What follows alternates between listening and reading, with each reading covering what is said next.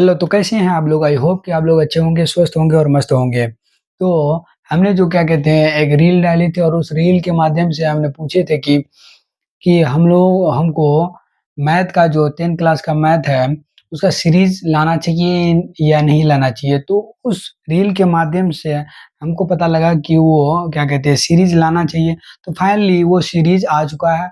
उसका जो हम बोले थे 15 दिन का चैलेंज होगा, मतलब 15 वीडियो का चैलेंज होगा, जो कि हमारा जो पूरा जो मैथ है, 10th क्लास का जो भी मैथ है, जो 15 चैप्टर्स हैं, वो 15 ही वीडियो में कवर होने वाले हैं। तो इसमें हम बताए थे कि ये जो इस सीरीज़ का जो मेन मुख्य मतलब इसमें इम्पोर्टेंस होने वाले हैं कि इस सीरीज़ का क्या-क्या महत्व है। तो पहली वाली बात कि इस सीरीज़ में आपको किसी भी चैप्टर यानी 15 चैप्टर में 15 वीडियो जो होने वाले हैं, तो पहली बात उसका जो पूरा कांसेप्ट होता है, वो पूरा कांसेप्ट क्लियर किया जाएगा, पहली बात ये। दूसरी वाली बात जो आपका जो वीवीआई क्वेश्चन्स है, यानी मतलब जो मोस्ट इम्पोर्टेंट क्वेश्चन्स है उसको सॉल्व किया जाएगा। अदरवाइज़ आपका जो चैप्टर का होगा क्वेश्चन आंसर, वो चैप्टर में से जैसे मान लीजिए एक टाइप का 10 ठो क्वेश्चन है, तो 10 ठो सॉल्व ना करके 1 ही ठो सॉल्व किया जाएगा इसमें, सब ठो सॉल्व नहीं किया जाएगा। क्योंकि 1 ठो बता देने के बाद आप खुद ही जान लेंगे। यानी आपको अगर नदी में तैरना बता दिया, तो भाई आप तैरना आप सीख गए, तो आप कहीं भी तैर सकते हैं ना। नदी ये ठो नदी है, दूसरा नदी में आप तैरना सीख गए, तो उसी प्रकार आपको मतलब उस लेवल का जिस लेवल का हिसाब होगा उस लेवल का बता दिया जाएगा। फिर मन में सवाल आता है कि सर कभी-कभी एक जैसा क्वेश्चन तो नहीं रहता, तो जो एक जैसा नहीं रहेगा उसको भी बता दिया जाएगा, उसका तो टेंशन लेना नहीं है। तो ये सब इस सीरीज़ में होने वाले हैं। और अगर लगता है कि एक से मतलब एक वीडियो एक क्लास देखने के बाद कभी कांसेप्ट क्लियर नहीं होता, किसी क्लास में कांसेप्ट क्लियर होता तो किसी क्लास में क्या कहते हैं क्वेश्चन सॉल्व नहीं होता। तो इस सीरीज़ में आपको मात्र एक वीडियो ही देखना है। एक चैप्टर का एक ही वीडियो देखना और पूरा चैप्टर ही आपका कंप्लीट हो जाएगा। जहाँ से कांसेप्ट से लेकर आपका जो क्वेश्चन आंसर तक है, पूरा सॉल्व हो जाएगा और एक ही वीडियो में, ठीक है? तो इसको स्टार्ट करते हैं। हमारा जो पहला चैप्टर है मैथ का, हालाँकि हम 1-2 बात बता देना चाहते हैं कि जो मैथ में है, बहुत बच्चों को लगता है कि मैथ हार्ड है। क्या बात कर रहे हैं? ऐसा कोई नहीं है, मैथ कुछ वो हार्ड नहीं है।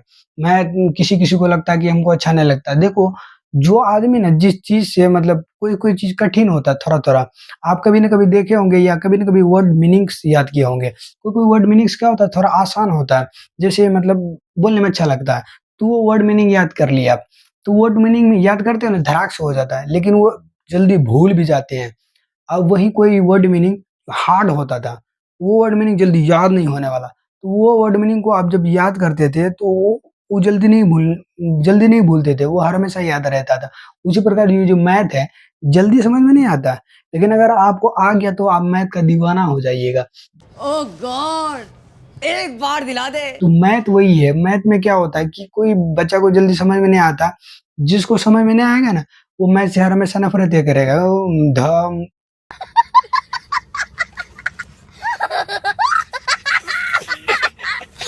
साइड हग इसको, क्योंकि उसको मतलब मज़ा नहीं आ रहा और उसमें टाइम नहीं दे रहा। और जिसको मैथ आएगा ना, मैथ फेवरेट हो जाएगा उसका, क्योंकि उसको मज़ा आने लगेगा बनाने में। तो यही होता है, आप लोगों को इसमें इंटरेस्ट पैदा करना और इसको टाइम देना, जो जो भी सब्जेक्ट वीक है, उसमें टाइम देना, ठीक है? तो म्यूजिक। आते हैं हमारा जो पहला जो क्या कहते हैं चैप्टर्स है मैथ का, तो पहला चैप्टर है हमारा वास्तविक संख्या, रियल नंबर। ये रियल नंबर होता क्या, पहले इसको समझना। हम बोले ना कि हम जो इस सीरीज़ में, इस चैप्टर में हर एक कांसेप्ट क्लियर होगा कि क्या है, ना है, क्या यूज़ हो रहा, क्यों यूज़ हो रहा, तो उसके बारे में इसमें पूरा जानकारी प्राप्त करेंगे। तो पहली बात क्या बोल रहे हैं, वास्तविक संख्या, रियल नंबर होता क्या है? तो रियल नंबर यानी वास्तविक संख्या, परिमेय संख्या और अपरिमेय संख्या के संग्रह को यानी समूह को क्या बोला जाता है? वास्तविक संख्या। परिमेय और अपरिमेय संख्या के समूह को क्या बोला जाता है? वास्तविक संख्या। अब मन में सवाल आता है भाई ये परिमेय संख्या क्या होता है और अपरिमेय संख्या क्या ये बड़ी अच्छी बात कही आप। होता है? तो इसको अभी साइड में रखते हैं पहली बात, और एक मतलब वास्तविक संख्या को और एक मतलब रास्ते से समझ लेते हैं। वास्तविक संख्या, किसी भी संख्या को हम संख्या रेखा में लिख सकते हैं ना। संख्या रेखा अब होता क्या? जैसे मान लीजिए ये एक संख्या रेखा है, क्या? यहाँ 0 है, 1 ऐसे है, ठीक है? यहाँ 1, 2, 3, 4 यहाँ +1, +2, +3, +4। इधर -1, -2, -3, -4। ये संख्या रेखा में जो भी अंक संख्या रेखा में लिखे जाते हैं वो क्या होते हैं? वास्तविक संख्या। क्या होते हैं वो? वास्तविक। वो सभी संख्या क्या होते हैं? वास्तविक संख्या होते हैं। वास्तविक संख्या। जो भी संख्या रेखा में लिखे जाते हैं उसे क्या बोलते हैं? वास्तविक संख्या। तो हम बताएं कि वास्तविक संख्या, जो भी संख्या को संख्या रेखा में लिखा जाता है उसे वास्तविक संख्या बोलते हैं, या नहीं तो परिमेय और अपरिमेय संख्या को संग्रह को क्या बोला जाता है? वास्तविक संख्या। अब परिमेय संख्या क्या होता है? तो वास्तविक संख्या के दो प्रकार। वास्तविक संख्या के कितने प्रकार? रियल नंबर के दो प्रकार। पहला, रियल नंबर के दो प्रकार होते हैं। पहला होता है परिमेय संख्या और दूसरा होता है अपरिमेय संख्या। पहला होता है परिमेय संख्या और दूसरा क्या होता है? अपरिमेय संख्या। तो परिमेय संख्या होता क्या? परिमेय संख्या जिसे P बटा Q के रूप में लिखा जाता है, जिसे P बटा Q के रूप में लिखा जा सकता है, रूप में लिखा जा सकता है, जहां Q का मान, जहां Q कभी भी 0 नहीं होगा। अब बोलिए सर परिमेय संख्या क्या होगा? जिसे P बटा Q के रूप में लिखा जा सकता है। अब P बटा ये Q के रूप में क्या होता है? तो पहली बात, कोई भी संख्या ऐसे 4 लिखे ना, मान लीजिए यहाँ 4 लिख लिए, 4 P बटा Q के रूप में है या नहीं है? तो पहली बात, यहाँ कुछ नहीं तो 1 है कि नहीं है, ठीक है। ये एक परिमेय संख्या है, क्योंकि ये एक मतलब पूर्ण संख्या है जिसमें 4 बट्टा 1 एक परिमेय संख्या रखा जाएगा। इसमें ना तो Q का मान 0 है, Q का मान 0 नहीं है बल्कि 1 है, और जो 4 है वो फिक्स है, बट्टे में आ रहा, तो ये P बटा Q के रूप में है, तो इसको क्या बोलेंगे? परिमेय संख्या। क्या बोलेंगे? परिमेय संख्या। क्या बात है सर, क्या बात है सर। ठीक है। अब वही आ जाता अपरिमेय संख्या, जिसे हम क्या कहते हैं? अपरिमेय संख्या, जिसे P बटा Q के रूप में, P बटा Q के रूप में नहीं लिखा जा सकता, नहीं लिखा जा सकता है, यानी जिसे P बटा Q के रूप में लिखा ही नहीं जा सकता। तो वो संख्या क्या होता है? रूट वाला, √3, √5, ये सब क्या होते हैं? अपरिमेय संख्या। क्या होते हैं? अपरिमेय संख्या। तो परिमेय संख्या क्या होता है? परिमेय संख्या जिसे P बटा Q के रूप में लिखा जा सकता है। अपरिमेय संख्या जिसे P बटा Q के रूप में नहीं लिखा जा सकता, उसे क्या बोलते हैं? अपरिमेय संख्या। ठीक है, यानी यहाँ तक दिक्कत नहीं। पहले हम क्या बोले? वास्तविक संख्या, रियल नंबर, यानी परिमेय और अपरिमेय संख्या के संग्रह को क्या बोलते हैं? वास्तविक संख्या। वास्तविक संख्या के दो प्रकार होते हैं। परिमेय संख्या जिसे P बटा Q के रूप में लिखा जा सकता है उसे परिमेय संख्या बोलते हैं। दूसरा पॉइंट हमारा अपरिमेय संख्या, जिसे P बटा Q के रूप में लिखा नहीं जा सकता, उसे क्या बोलते हैं? अपरिमेय संख्या। ठीक है, यहाँ तक क्लियर है। आगे बढ़ते हैं। आगे हमारा यूक्लिड विभाजन परिमिका। अब ये तो हम यूज करते हैं, जैसे मान लीजिए अभी तो यूक्लिड विभाजन परिमिका का यूज करने वाले हैं, इसका फॉर्मूला का यूज करने वाले हैं। ये यूक्लिड विभाजन परिमिका होता क्या? तो यूक्लिड विभाजन परिमिका मतलब क्या बोलते हैं? धनात्मक पूर्णांकों के द्वारा हम जो महत्तम समापवर्तक यानी HCF जो ज्ञात करने की एक विधि है, यानी ये जो यूक्लिड विभाजन परिमिका आई है, HCF ज्ञात करने की क्या है? विधि है। एक मतलब एक बोलो तो एक फॉर्मूला है। क्या? एक फॉर्मूला है, यानी हमारा HCF ज्ञात करने की एक फॉर्मूला है। कौन? यूक्लिड विभाजन परिमिका। तो इसका जो फॉर्मूला होता है A बराबर BQ प्लस R, ये इसका फॉर्मूला है। ठीक है, अब इसको समझते हैं। आप लोग कभी ना कभी ये पढ़े होंगे, क्या कहते हैं? भाज्य बराबर भाजक गुना भागफल प्लस शेषफल।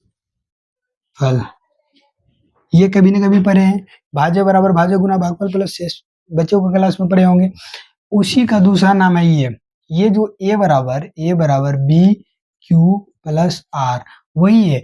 यानी भाज्य किसको बोला जाता है? A को क्या बोला जाता है? भाज्य। और क्या कहते हैं?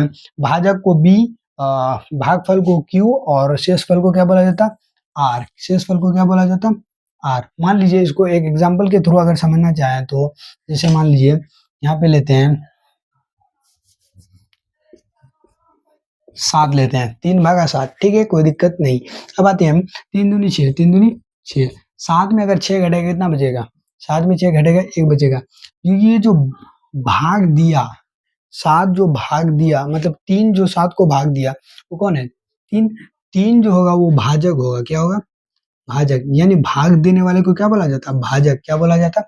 भाजक। यानी भाग देने वाला जो होता है उसे क्या बोला जाता है? भाजक। अब जो जिस पर भाग दिया जाए, यानी किस पर दिया जा रहा है? 7 पर, उसे बोलते हैं भाज्य। क्या बोलते हैं? भाज्य। अब जो मान आ रहा है उसके दौरान वो होता है भागफल। क्या होता है? भागफल। अब आते हैं ये जो लास्ट में बच जाता है उसे क्या बोलते हैं, शेषफल। क्या बोलते हैं, शेषफल। तो वही चीजें हम यूक्लिड विभाजन पढ़ने का है, इंग्लिश के रूप में a बराबर बी क्यू प्लस आर पढ़ते हैं, और वही हम पढ़े हैं भाज्य बराबर भाज्य गुना भागफल प्लस शेष। ओ भाई, मारो मुझे, मारो मारो मुझे, मारो मारो। नहीं, ये मजाक हो रहा है, एक सेकंड यार, मजाक हो रहा है। तो ये इसके हिसाब से आप लोगों को समझ में आ गया होगा कि भाज्य भाजक भागफल ये क्या होता है। ठीक है, अब आते हैं धनात्मक पूर्णांक और ऋणात्मक पूर्णांक। धनात्मक पूर्णांक और ऋणात्मक पूर्णांक ये होता क्या है। धनात्मक पूर्णांक और ऋणात्मक पूर्णांक के बारे में जैसे यहाँ अभी यूज होने वाले हैं, तो इसलिए इस पर चर्चा करना जरूरी है। ठीक है, ये तो याद करने वाला है, ये तो याद करना ही पड़ेगा आपको, ये भी याद करना पड़ेगा। ठीक है, ये सब जितने पॉइंट्स है ये याद करना ही पड़ेगा। अब आते हैं धनात्मक पूर्णांक और क्या कहते हैं, ऋणात्मक पूर्णांक। तो धनात्मक पूर्णांक होता क्या है, तो धनात्मक पूर्णांक, अब आते हैं धनात्मक पूर्णांक जो जीरो से बड़ा जितना भी संख्या होता है, जैसे मान लीजिए जीरो के आगे क्या क्या होता है, 1 2 3 4 5 6, जिसको हम बोलते हैं प्राकृत संख्या। क्या बोलते हैं, राइट। उससे याद आया कि आप लोगों को 2 4 चीज और एक्स्ट्रा में सीखना पड़ेगा। जैसे मान लीजिए कि प्राकृत संख्या है, ये छोटा क्लास में कभी ना कभी पढ़े हैं। प्राकृत संख्या जो 1 से स्टार्ट हो, 1 2 3 ऐसे डिजिट etc जाते जाए, वो प्राकृत संख्या। फिर होता है पूर्ण संख्या। क्या होता है, पूर्ण संख्या जो 0 से स्टार्ट हो, जैसे 0 1 2 3, ये क्या होता है, पूर्ण संख्या। फिर वही है क्या कहते हैं, सम संख्या। सम संख्या जो 2 से कटे उसे सम संख्या बोलते हैं, जैसे 2 4 6 8, ये सम संख्या। विषम संख्या, विषम विषम संख्या जो 2 से ना कटे, तो विषम संख्या 3 5 7 8, ये क्या होता है, विषम संख्या। और इसके बाद परिमेय और अपरिमेय तो अभी देख ही लिए। तो ये सब चीज इतना तो ये कंसेप्ट क्लियर होना चाहिए। प्राकृत संख्या जो 1 2 3 4, और फिर पूर्ण संख्या जो 0 से स्टार्ट हो उसे पूर्ण संख्या बोलते हैं। सम संख्या जो 2 से कट जाए उसे क्या बोलते हैं, सम संख्या। फिर क्या है, विषम संख्या जो 3 क्या कहते हैं, जो 2 से ना कटे उसे क्या बोलते हैं, विषम संख्या। जैसे 3 5 7 8, ये क्या होता है, विषम संख्या। ठीक है, ये हो गया। अब आते हैं हम धनात्मक पूर्णांक में। किसमें आते हैं, धनात्मक पूर्णांक में। जो 0 के बाद आने वाली संख्या को क्या बोला जाता है, धनात्मक पूर्णांक। क्या बोला जाता है, धनात्मक पूर्णांक। जैसे मान लीजिए यहाँ 1 2 3 4 5 6, ये सब किसमें आएगा, धनात्मक पूर्णांक। किसमें आएगा, धनात्मक पूर्णांक में। किसमें आएगा, धनात्मक पूर्णांक, क्योंकि ये 0 के बाद 1 2 3 4 5 6 आया, तो ये धनात्मक पूर्णांक एटसेट्रा जहां तक भी जा सकते हैं आप, etc। अब आते हैं वही ऋणात्मक पूर्णांक। क्या आते हैं, ऋणात्मक पूर्णांक। ऋणात्मक पूर्णांक क्या होता है, 0 के पहले जितने भी संख्या होता है ना, उसे क्या बोला जाता है, ऋणात्मक पूर्णांक। जैसे -1 -1 -2 -3 -4, ये क्या होता है, -5 -6 etc। ये क्या होता है, ये ऋणात्मक पूर्णांक होता है। ऋणात्मक पूर्णांक यानी 0 के पहले आने वाली सभी संख्या क्या होते हैं, ऋणात्मक पूर्णांक, और 0 के बाद आने वाली संख्या क्या होती है, धनात्मक पूर्णांक। ठीक है, यहाँ तक कोई दिक्कत नहीं। अब यही कभी कभी आपको मिलेगा धनात्मक सम पूर्णांक, धनात्मक विषम पूर्णांक, धनात्मक सम पूर्णांक और धनात्मक विषम पूर्णांक। तो इसमें देखिए सम संख्या कौन तो है। सम संख्या अगर चॉइस करने जाए तो 2 मिलेगा आपको, फिर 4 मिलेगा आपको, 6 मिलेगा। ये तीनों मिलके क्या है, ये तीनों क्या है, सम संख्या। क्या है, सम संख्या, सम संख्या। अब वही बोलेगा विषम संख्या, ये 3 है 5 है और 3 5 है। ठीक है, 2 विषम संख्या। हालांकि ये एक होगा क्या, नहीं, एक तो रूढ़ होता है, रूढ़, न सम न विषम, तो क्या कहते हैं, विषम संख्या। विषम संख्या है, ठीक। एक हो भी सकता, नहीं भी हो सकता, मेरे ख्याल से नहीं होगा, क्योंकि ये रूढ़ संख्या होता है, एक इधर का भी नहीं होता। विषम संख्या, तो विषम संख्या क्या बोल रहे हैं, विषम संख्या क्या क्या आ गया, 3 5। ठीक है, तो आपको कभी ना कभी मिला होगा या मिलने वाला है धनात्मक सम पूर्णांक, धनात्मक सम पूर्णांक। तो सम पूर्णांक में क्या आएगा, सम पूर्णांक में जैसे सम पूर्णांक में क्या क्या आएगा, 2 पूर्णांक में 2 4 6 8, ये सब आएगा खाली सम पूर्णांक में। अब फिर वही धनात्मक विषम खाली कर दें, क्या करते हैं, विषम पूर्णांक। यहाँ क्या आ जाएगा, 3 5 7, ये सब धनात्मक विषम पूर्णांक में आएगा। ये आपके चैप्टर का क्या कहते हैं, हम 1.1 का जो क्वेश्चन अभी बनाने वाले हैं, तो हम जो क्या कहते हैं, यहाँ हम इस पूरे चैप्टर का जो क्वेश्चन हमको वीवीआई क्वेश्चन है हम वो लिख के रखें। इस मतलब इस क्या कहते हैं पेज में वो जो क्वेश्चन है उसको हम यहाँ पे क्या कहते हैं नोट करेंगे, और उसके बाद आप लोगों को समझाएंगे 2-4 जो क्वेश्चन है। अदरवाइज क्योंकि हम भूल भी सकते हैं कि कौन तो क्वेश्चन पढ़ाना नहीं पढ़ाना, कौन तो इम्पोर्टेंट है, उसको तो हम खोज के रखें। ठीक, अब आते हैं हम, ये समझ में आ गया धनात्मक पूर्णांक और ऋणात्मक, धनात्मक समपूर्णांक और क्या कहते हैं धनात्मक विषम पूर्णांक, यहाँ तक कोई दिक्कत नहीं। अब आते हैं शांत और अशांत आवर्ती, शांत और अशांत आवर्ती, इस पर चर्चा कर लेते हैं। तो पहले इसको क्लीन कर लेते हैं।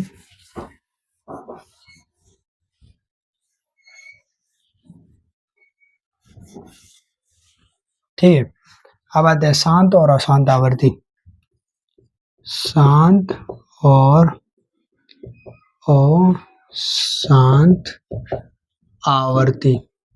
ठीक, शांत और अशांत आवर्ती, परिमेय संख्या होता ना, यहाँ जस्ट अभी परे क्या परे परिमेय संख्या, यहाँ जिसे P बटे Q के रूप में लिखा जा सकता है। तो इसमें जो शांत होता है, शांत होने का कंडीशन क्या होता है, किसी भी परिमेय संख्या के हर का अभाज्य गुणनखंड, किसी भी परिमेय संख्या का हर का अभाज्य गुणनखंड, यानी जो Q का मान बोले थे, हर यानी Q का अभाज्य गुणनखंड, यानी अभाज्य गुणनखंड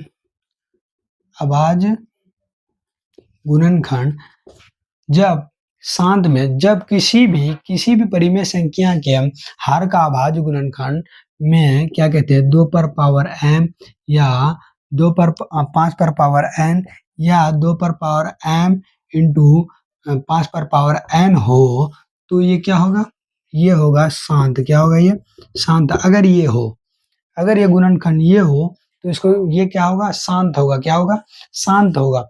तो परिमेय संख्या का हर का अगर अभाज्य गुणनखंड 2 पर पावर m या 5 पर पावर n या 2 पर पावर क्या कहते हैं 2 पर घात 5 गुना 5 पर घात n रहे, तो वो क्या होगा, शांत।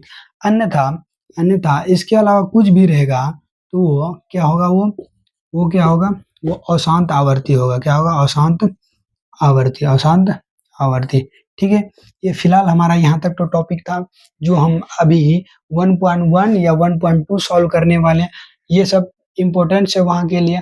और भी क्या कहते हैं, जैसे एचसीएफ और अभी तो अभाज्य गुणनखंड विधि से हम लोग एचसीएफ भी निकालने वाले हैं, और ये यूक्लिड विभाजन प्रमेय से एचसीएफ निकालने वाले हैं।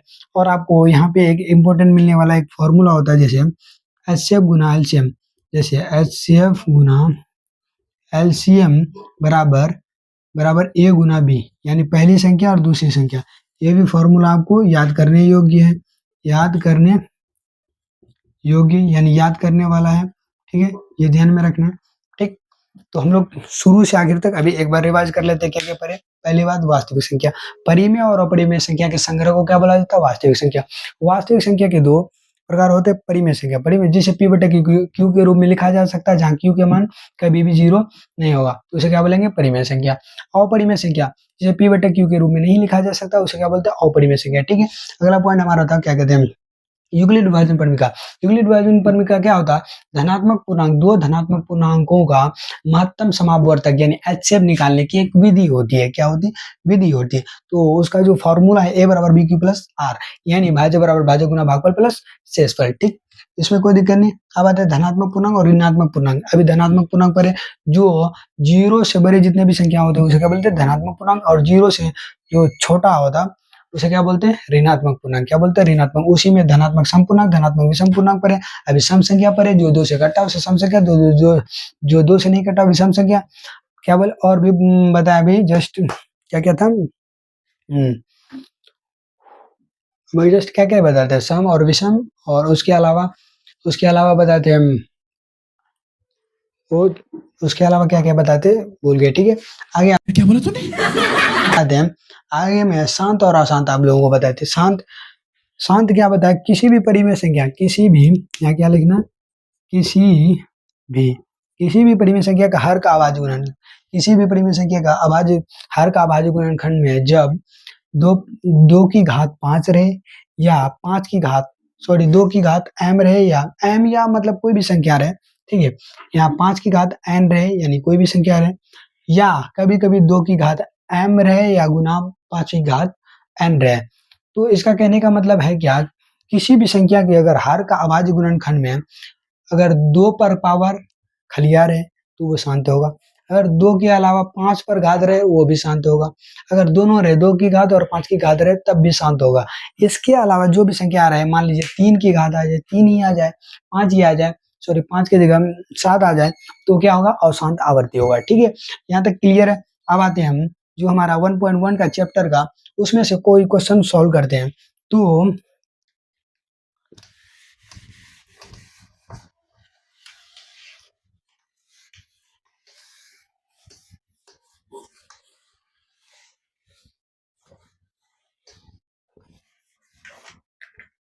अब आते हैं, जैसे मान लीजिए अभी यूक्लिड विभाजन परिमिका पढ़े, बोले ना यूक्लिड विभाजन परिमिका होता क्या है। यूक्लिड विभाजन परिमिका जिसके द्वारा धनात्मक पूर्णांक, दो धनात्मक पूर्णांकों का क्या निकालते हैं, महत्तम समापवर्तक क्या कहते हैं, निकालने की क्या है विधि है। तो इसको निकालते हैं, इसमें फॉर्मूला क्या है, ए बराबर बी क्यू प्लस आर, यही है फॉर्मूला, ठीक है।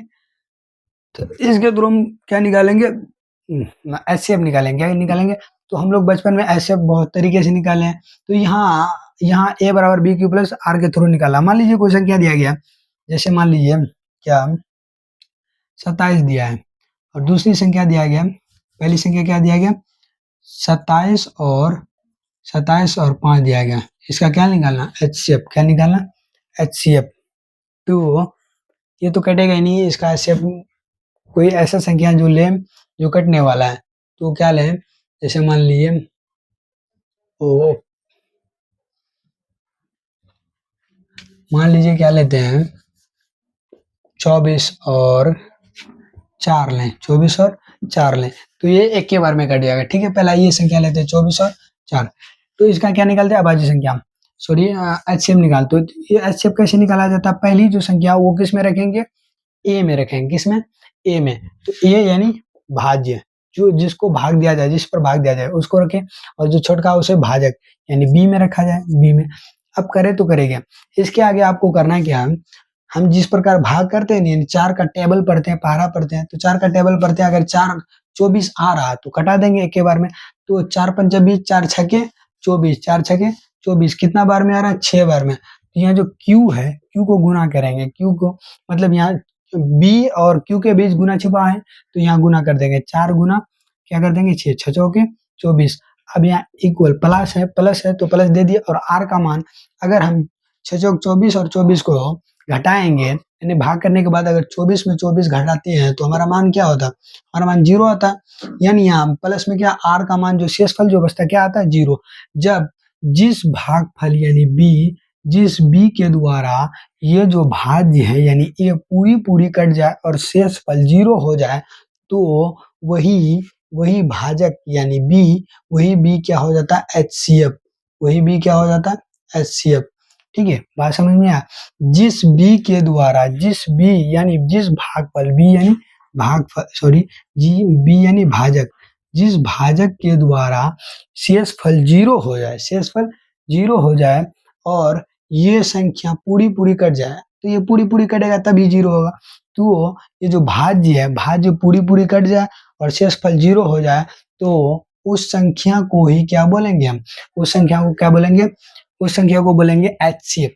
तो ये एग्जाम्पल था, और आपके सिलेबस का जो एक तो एग्जाम्पल है, क्या कहते हैं, एग्जाम्पल बोले 1.1 का एक दो क्वेश्चन लेते हैं। जैसे मान लीजिए 124 पहला क्वेश्चन है, सॉरी पहला नहीं दूसरा क्या नंबर का है, 135 और 225, 135 और 225, ठीक है, 135 और 225। पहली बात तो एक बात हम बता देना चाहते हैं कि आप लोग कहीं कंफ्यूजन में ना हो। क्या आप लोग ये भी सोचते हैं कि जो मैथ जो हम लोग बना रहे हैं चैप्टर का, तो हर एक क्वेश्चन सेम आएगा, तो ये कंफ्यूजन में है। ये कैसा कभी भी संभव नहीं है, कोई भी क्वेश्चन कभी भी सेम नहीं आता। देखिए मतलब रेयर केस में थोड़ा आ भी सकता है, लेकिन आप अगर सोचेंगे कि पूरी मेरा आएगा कि हम जो क्वेश्चन बनाते हैं वैसा नहीं, जो क्वेश्चन आप बनाते हैं उसी टाइप में वो देता क्वेश्चन, सेम टू सेम नहीं देता है, मतलब वही मान चेंज कर देता है। तो अब ये उम्मीद में न रही है कि हम ये टू कर जाएंगे तो यही तो होगा, ऐसा नहीं है। वहाँ मान चेंज किया जाता है, उसका जो वैल्यू होता है उसका वैल्यू चेंज किया जाता है। तो इसलिए आपको मतलब क्या होता है, बनाने आना चाहिए, आपका कंसेप्ट क्लियर होना चाहिए, ना कि आप सेम हिसाब बनाए। ठीक है, इसलिए हम आपको कंसेप्ट क्लियर करा रहे हैं। और जो चैप्टर का है, यहाँ चैप्टर का क्वेश्चन लिया गया, वो 1-2 क्वेश्चन हम सॉल्व करा रहे हैं, जिससे कि आपको मतलब वहां से रिलेट कर पाए और मतलब दिक्कत ना हो। ठीक है, हर एक टाइप का जो क्वेश्चन जो प्रॉब्लम के लायक जो हार्डली टाइप है वो क्वेश्चन यहाँ लिखा गया। तो आते हैं इसमें सॉल्व करते हैं। चैप्टर का है क्या कहते हैं 135 और 225, इसका क्या निकालना HCF और किस विधि से, यूक्लिड विभाजन परिमिका से। तो पहले अगर लिखते हैं तो कॉपी में तो पहला तरीका ही होना चाहिए। तो उन्होंने बताया हल, यहाँ देखिए हल लिखना, उसके बाद हम किस तरीके से लिख रहे हैं, यूक्लिड विभाजन, किसका, यूक्लिड विभाजन एल्गोरिथम, यूक्लिड विभाजन परिमिका, डायरेक्ट लिखे परिमिका। ठीक है, यूक्लिड विभाजन परिमिका होता क्या है, a बराबर बी क्यू प्लस आर, यही है। तो जो बड़ी संख्या है 225, तो वो भाजक बनेगा या भाज्य। हालांकि हम जानते हैं कि मुझे नहीं आता, इसको बहुत अच्छी तरह आता है, मास्टर है मास्टर। भाज्य क्या बनेगा, भाज्य बनेगा। तो 225 और जो छोटी है वो क्या बनेगा, भाजक। ठीक है, भाजक। तो भाजक 225 क्या हो गया, भाजक 135 हो गया। अब इसको कितना से गुना करें कि इसके बराबर आ जाए, हालांकि इसके बराबर तो आएगा नहीं, क्योंकि ये 225 है और यहाँ 135, 2 बार गुना करेंगे 200, 235 दूनी 70, 270 हो जाएगा, जो इससे बड़ा है। तो हम भाग का रूल में हम जानते हैं कि कभी भी किसी भी क्या कहते हैं भाज्य से है, कभी भी संख्या हम बड़ा नहीं लेते, या बराबर आता तो बराबर लेते हैं या उससे छोटा ही लेते हैं। तो यहाँ एक बार गुना करने पर, जैसे यहाँ q का मान 1 रखने पर, यानी भागफल 1 रखने पर हमारा मान क्या आता है, जैसे 225 में अगर एक बार हम गुना करें 135 को, तो हमारा मान कितना आएगा, 135 को घटा के देखते हैं, जैसे 0 आएगा। यहाँ 2 में तो घटेगा नहीं, 12, 12 में 9 3 12, यानी 90 आ गया। कितना आ गया, 90, कितना आ गया, 90। ठीक है, तो जो यहाँ जो शेष बचेगा, यानी 225 में 135 को घटाने के बाद जो शेष बचेगा उसको यहाँ लिखना है 90। ठीक, आ गया। अब ये जो प्रक्रिया है ना, आपको कभी भी कोई हिसाब में अगर लॉन्ग टर्म में हिसाब आ गया, जैसे मान लो कोई लंबा टाइप का हिसाब, तो आपको तब तक करते रहना जब तक यहाँ जो शेष 90 है ना, यहाँ 0 ना आ जाए, तब तक करते ही रहना। और ये जो मान है यहाँ वाला, वो वाला जिस बार में है यहाँ 0 आएगा, जो भी संख्या के थ्रू यहाँ 0 आएगा वही संख्या क्या होगा, HCF। ठीक है, अब आते हैं अगला स्टेप करते हैं।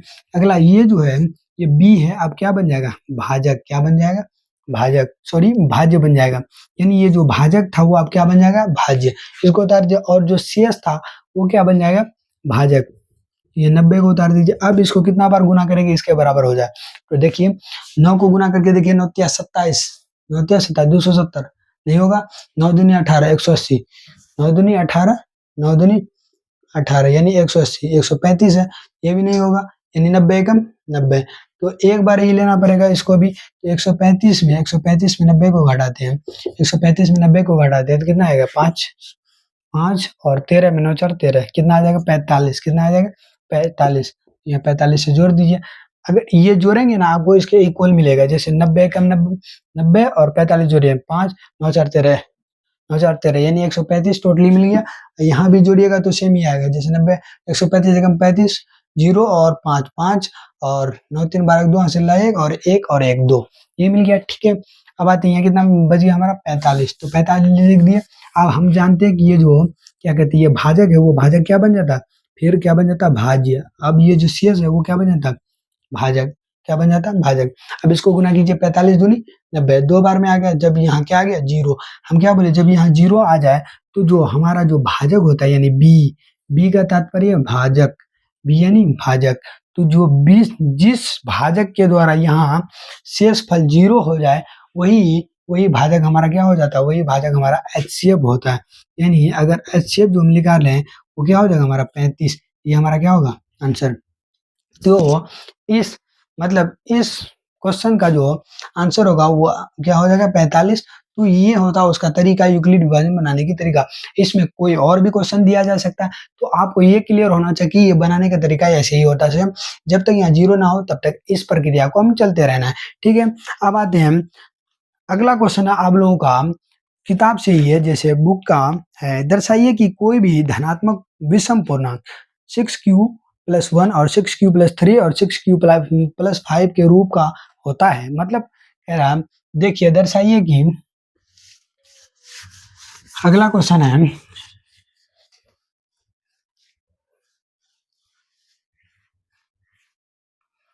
क्या कह रहा है, दर्शाइए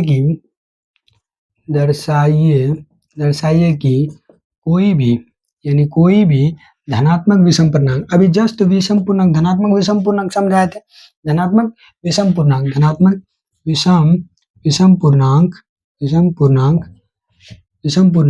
6q+1 और 6q+3 6q+5 के रूप का होता है, ये दर्शाने कह रहा है, यानी चेक करने कह रहा है, दर्शाने के लिए मतलब चेक करने कह रहा है, दिखाने कह रहा है कि ये है या नहीं है। तो ये क्या कह रहा है, धनात्मक विषम पूर्णांक, ये अभी धनात्मक विषम पूर्णांक, देखिए धनात्मक विषम पूर्णांक यानी यहाँ विषम संख्या होगा एक, सॉरी तब उस हिसाब से जो विषम संख्या में एक भी एक क्या होगा विषम संख्या, तो यहाँ 1 है 3 है और 5 है कि नहीं है, तो ये धनात्मक विषम पूर्णांक। इसको बनाना तो ये थोड़ा अलग हट के हम जिस प्रकार बताए थे, बोले थे ना अभी क्वेश्चन में चैप्टर कुछ क्वेश्चन जो अलग टाइप के आ सकते हैं, तो उन सभी क्वेश्चन को हम बोले थे आप लोगों को टेंशन नहीं लेना, उन सभी क्वेश्चन को कवर किया जाएगा जो आपके सिलेबस के अकॉर्डिंग इंपॉर्टेंट रहेंगे और जो अलग टाइप का क्वेश्चन होगा उन सभी को लिया जाएगा। तो इसको सॉल्व करते हैं, पहला क्या लिखना, हल, क्या लिखना, हल। इस क्वेश्चन को बनाने के लिए पहले आपको मानना पड़ता है, क्या करना पड़ता है, मानना। तो हम कोई भी एक पूर्णांक मान लेते हैं, जैसे मान लीजिए माना कि कोई धनात्मक पूर्णांक, कुछ भी मान सकते हैं, माना कि धनात्मक पूर्णांक क्या है, ए है, मान लिया धनात्मक पूर्णांक ए है, जहां b बराबर b का मान क्या है 6। अब बोलिए 6 कैसे ले लिया सर जी b का मान, तो आते हैं यहाँ b का मान a बराबर bq+r।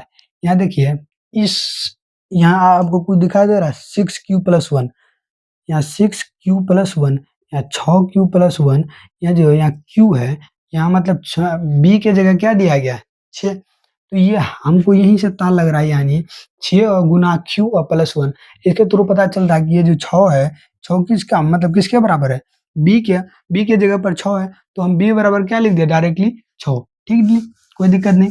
अब इसी हिसाब को बहुत लोग बहुत तरीके से बनाते हैं, तो इसमें ज्यादा दिमाग नहीं खराब करना है। अभी ये बड़ी अच्छी बात कही आप। कोई क्या लिखना चाहता, माना कि धनात्मक पूर्णांक ए है, जहाँ b बराबर 6 है, यूक्लिड विभाजन प्रमेय से जहाँ q और r विद्यमान है कि दिस डेट बहुत सारा करना पड़ता, तो आपको इतना टेंशन नहीं लेना। 2 नंबर का क्वेश्चन में कहा उतना भाई मेहनत करे, तो उतना मेहनत नहीं करना, 2 नंबर का क्वेश्चन में उतना मेहनत करके टाइम वेस्टिंग करके कोई फायदा नहीं। तो आप लोगों को शॉर्टकट में निकलना है कि माना कि धनात्मक पूर्णांक ए है, जहाँ b बराबर इतना है, अब लिख देना यूक्लिड विभाजन प्रमेय से, क्या लिख देना, यूक्लिड विभाजन प्रमेय से। तो जिस फॉर्मूला के अकॉर्डिंग, जिस विधि के अकॉर्डिंग हम बनाना चाहते हैं, तो उसको लिखना ही पड़ेगा, ठीक है। तो आपको ज्यादा यहाँ तेल को नहीं लगाना, नहीं तो फिर ज्यादा ये हो जाएगा, ठीक है। आपको क्या करना है, यूक्लिड विभाजन प्रमेय से क्या लिखना है, यूक्लिड विभाजन प्रमेय से। यूक्लिड विभाजन प्रमेय होता क्या है, a बराबर bq+r, a बराबर bq+b का मान क्या है 6q+r, ठीक है, यही दिया गया। अब आते हैं, अब एक चीज और समझते हैं, अब आते हैं शेषफल। जैसे मान लीजिए कोई भी क्वेश्चन है 7 और फिर अगर कोई किसी भी संख्या का भाजक अगर 10 दिया है, 10 तो नहीं, मान लीजिए 9 दिया गया, अगर किसी भी संख्या का भाजक यानी भाग देने वाला, भाजक यानी भाग देने वाला 9 है, तो इसका जो शेष जो बचता है, मान लीजिए किसी भी संख्या को 9 से भाग दिया जा रहा, तो उसका जो शेष आएगा क्या क्या आ सकता है। तो अगर थिंकिंग करें, हम अपने से सोचें, शेष वही संख्या आ सकता है जो 0 से नहीं कटेगा, सॉरी जो 9 से नहीं कटेगा। 9 से कौन नहीं कटेगा, जो 9 से छोटा होगा, या 9 से मतलब 9 के बराबर नहीं होगा, तो जो बराबर नहीं होगा तो घट के फिर छोटा ही आ जाएगा। यानी भाजक भाग देने वाला मतलब क्या कहते हैं, जो 9 से नहीं कटने वाला, इसका जो शेषफल आएगा, शेषफल कौन आएगा? जो उससे नहीं कटेगा, और उससे नहीं कटने वाला होता कौन? छोटा रहेगा। यानी अगर हम 9 के छोटा मतलब 9 से छोटा जितने भी संख्या जैसे 0 1 2 3 4 5 6 7 8 8 9 लेंगे, 9 लेंगे किसी भी भाग में। अगर 9 रहे फिर 9 से भाग दे देंगे, 9 के बराबर आ गया तो 9 एकम 9, ये तो कट ही गया ना। अब वही क्या लेते हैं, 9 18 की जगह 19 ले लेते हैं, 18 की जगह 19 ले लें, 9 दूनी 18, तो शेष कितना बचा? एक। ये जो शेष है, ये जो भाजक है, ये क्या है? भाजक। जो भाजक है, ये भाजक से हर हमेशा ये शेष हमेशा, यानी जिंदगी में कहीं भी आप भाग बनाते हैं, हमेशा क्या होगा? छोटा होगा। हमेशा क्या होगा? छोटा होगा। हमेशा क्या होगा? छोटा होगा। अगर ये छोटा ना हुआ, यानी ये शेष छोटा ना हुआ, तो अगर बराबर आ गया तो फिर कट ये नहीं जाएगा भाई। अगर 9 के यहाँ फिर 9 उतर जाएगा तो 9 से कट जाएगा।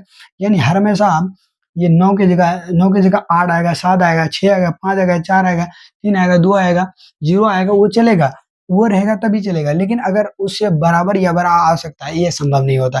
किसी भी भाजक, जो भाजक से शेषफल जो होता है, कोई भी शेषफल भाजक से हमेशा क्या होता है? छोटा होता है। क्या होता है? छोटा।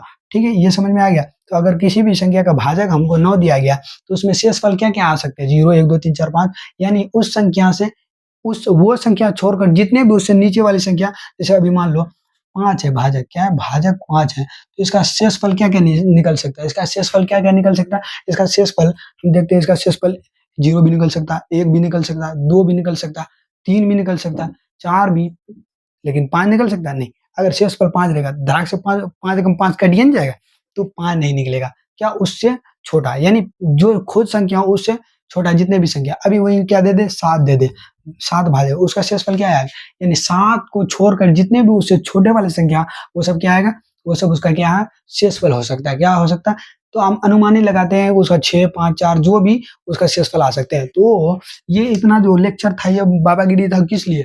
यहाँ के लिए, ये फालतूगिरी के लिए नहीं। आते यहाँ पे सॉरी, जरा मेहनत करना पड़ेगा। ए बराबर क्या था? ए बराबर बी क्यू प्लस आर। यहाँ ए बराबर बी यानी 6 क्यू प्लस आर। तो हमको जो बी यानी भाजक, बी यानी भाजक, तो भाजक जो दिया गया है 6, तो इसके थ्रू, इस 6 के जरिए से हमको शेषफल क्या क्या मिल सकता है? हम बोले ना, ये जो भाजक से हर हमेशा शेषफल क्या होता है? छोटा होता है। छोटा क्या क्या हो सकता है? तो अब अनुमान लगाएंगे, तो 6 का, अगर 6 का जो 6 के भाजक के अनुसार शेषफल इसका क्या क्या आ सकता है? तो 0 आ सकता है। बोले सर 1 भी आ सकता है। हाँ सर, फिर इसके बाद 2 भी आ सकता है, 3 भी आ सकता है, 4 भी आ सकता है, 5 भी आ सकता है। ये क्या उसका शेषफल आ सकता है, कोई दिक्कत नहीं। तो वही बात यहाँ लिखना है। अब आते हैं हम, आपको क्या लिखना है यहाँ? शेषफल। क्या लिखना है यहाँ? शेषफल। यानी तो आप संभावित यानी आने वाला, कोई चीज संभावित होता है वो अनुमान लगा दिया, अनुमानित। उसी प्रकार यहाँ संभावित लिख सकते हैं, या नहीं तो नहीं हो लिखे तो कोई चलेगा। यहाँ संभावित, या नहीं तो अगर नहीं भी लिखे शेषफल ही डायरेक्टली डाल दिए, कोई दिक्कत नहीं। तो यहाँ संभावित लिखने से थोड़ा ये पता चलता है कि हम अनुमान लगा रहे हैं। तो संभावित शेषफल क्या क्या आ सकता है? 0 आ सकता है, 1 आ सकता है, 1 2 3 4 और 5, यही आ सकता है। संभावित शेषफल में क्या क्या आ सकता है? 0 1 2 3 4 5। बात समझ में आ रही? ठीक है, कोई दिक्कत नहीं। दिक्कत आगे आते हैं संभावित शेषफल के अलावा, इसको आगे सॉल्व करते हैं। अब वही चीज को यहाँ लिखना है। तो यहाँ हम ए बराबर बी क्यू प्लस आर को ये ना लिख के हम directly B Q plus R लिखते हैं। तो बी का मान क्या दिया गया हमको? पहला हमारा क्या लिखेंगे? बी का मान क्या दिया? 6 क्यू प्लस आर का मान लेते हैं हम अभी 0। चेक करते हैं, क्या करते हैं? हमको यहाँ क्या किया, यहाँ क्या करने दिया है? हमको बताना है कि दर्शाइए कि कोई धनात्मक विषम पूर्णांक 6 Q plus 1 6 Q plus 3 6 Q plus 5 के रूप का होता है क्या? तो हम वही तो जांच कर रहे हैं, होगा कि नहीं होगा। तो आते हैं यहाँ 6 क्यू प्लस 0, यहाँ पहली संख्या क्या लेंगे? 0। यहाँ लिखना है जहाँ आर बराबर क्या है? 0। जहाँ आर बराबर क्या है? 0। ठीक है, फिर सेकेंड है हमारा 6 क्यू प्लस आर का मान अब लेते हैं 1। तो जहाँ आर बराबर क्या हुआ है? 1।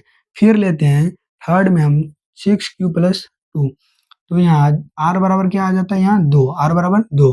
फिर यहाँ फोर्थ में है 6 क्यू प्लस 3, यहाँ r बराबर क्या लेते हैं 3। फिर 4 में आते हैं 6 क्यू प्लस 4, तो इसमें क्या r बराबर 4। ठीक है, यहाँ 5, 6 क्यू प्लस 5, तो r बराबर क्या आ जाएगा, यहाँ 5, r बराबर क्या आ जाएगा 5। तो ये हमारा निकल गया।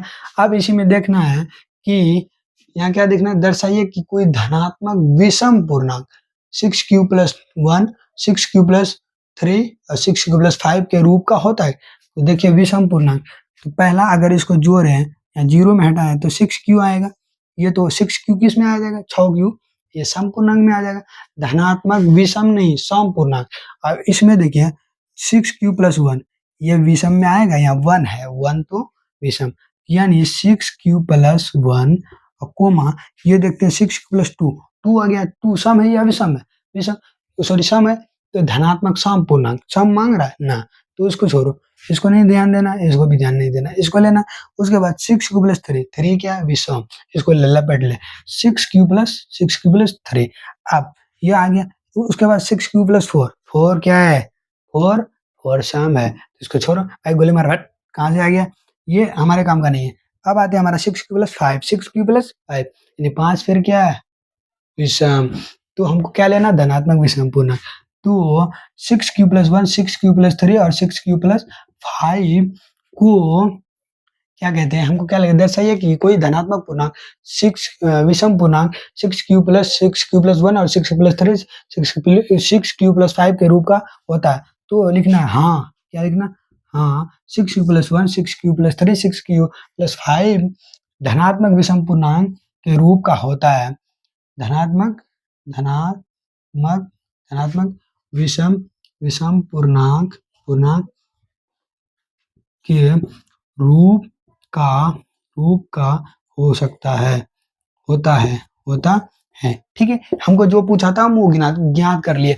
अभी वही, अब मान लीजिए कभी कभी क्या पूछ लिया था, धनात्मक सम पूर्णांक, यहाँ विषम की जगह क्या पूछ ले, सम पूर्णांक। तो आप सम में क्या कीजिएगा, अभी जिसको गोली मारे थे ना, जैसे मान लीजिए एक नंबर का, यहाँ क्या अभी जहाँ गोली मारा जैसे 6 क्यू, फिर 6 Q plus 2, 6 Q plus 4, 6 Q plus 4, ये किस में आएगा, ये सम पूर्णांक में, किस में आएगा, सम पूर्णांक में।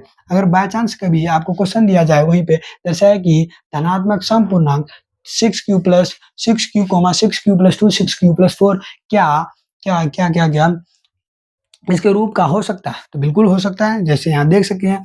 तो इस टाइप के आपको क्वेश्चन मिलेंगे, इसलिए हम इस क्वेश्चन को सॉल्व किए हैं। तो ये क्वेश्चन ज्यादा नंबर में नहीं, 2 नंबर में हाईएस्ट पूछा जाता है। तो इस चैप्टर के बारे में हमने ये भी नहीं बताया था कि ये चैप्टर, सॉरी बाद में ये बताते हैं इसको। अब आते हैं, ये जो क्या कहते हैं, इस टाइप के क्वेश्चन आपको क्या कहते हैं 2 नंबर में पूछने वाले, और इस टाइप के क्वेश्चन में अभी जो क्या कहते हैं 4 या 5 नंबर कौन नंबर में, इस टाइप के क्वेश्चन में वर्ग क्या है, वर्ग मतलब स्क्वायर, तो वही स्क्वायर कर देना उसी टाइप का क्वेश्चन। फिर वहाँ अगर क्यूब घन करने कह रहा तो वहाँ क्या करना, क्यूब के थ्रू निकाल लेना, वो जो फॉर्मूला के अकॉर्डिंग होता है उसको निकाल लेना। तो क्वेश्चन यही होता है ज्यादातर। तो इसी को अगर एक बार इसको समझ गए तो वो टोटली हो जाएगा। ठीक है, तो इस मतलब 1.1 का और भी है क्या, 1.1 में अगर कोई इंपोर्टेंट है, हाँ 1-2 दिया गया, एक और क्वेश्चन है 1.1 में। 1.1 में क्या है, किसी भी परेड, ठीक है, इसको अगर स्क्रीनशॉट लेना है तो ले लीजिए, नहीं तो इसको हम मिटाते हैं। आगे आते हैं,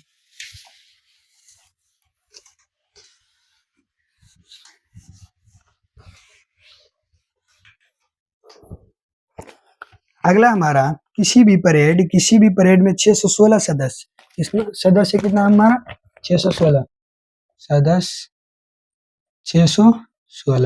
616 सदस्य। ठीक है, कोई दिक्कत नहीं, दिक्कत वाली एक सेना की टुकड़ी है, ठीक, 32 सदस्यों वाले, कितना सदस्य, 32 सदस्यों वाली एक आर्मी की बैंड के पीछे मार्च करना, हटाना है, मार्च करना, 32 सदस्य वाला बैंड में मार्च करना है। ठीक, कोई दिक्कत नहीं।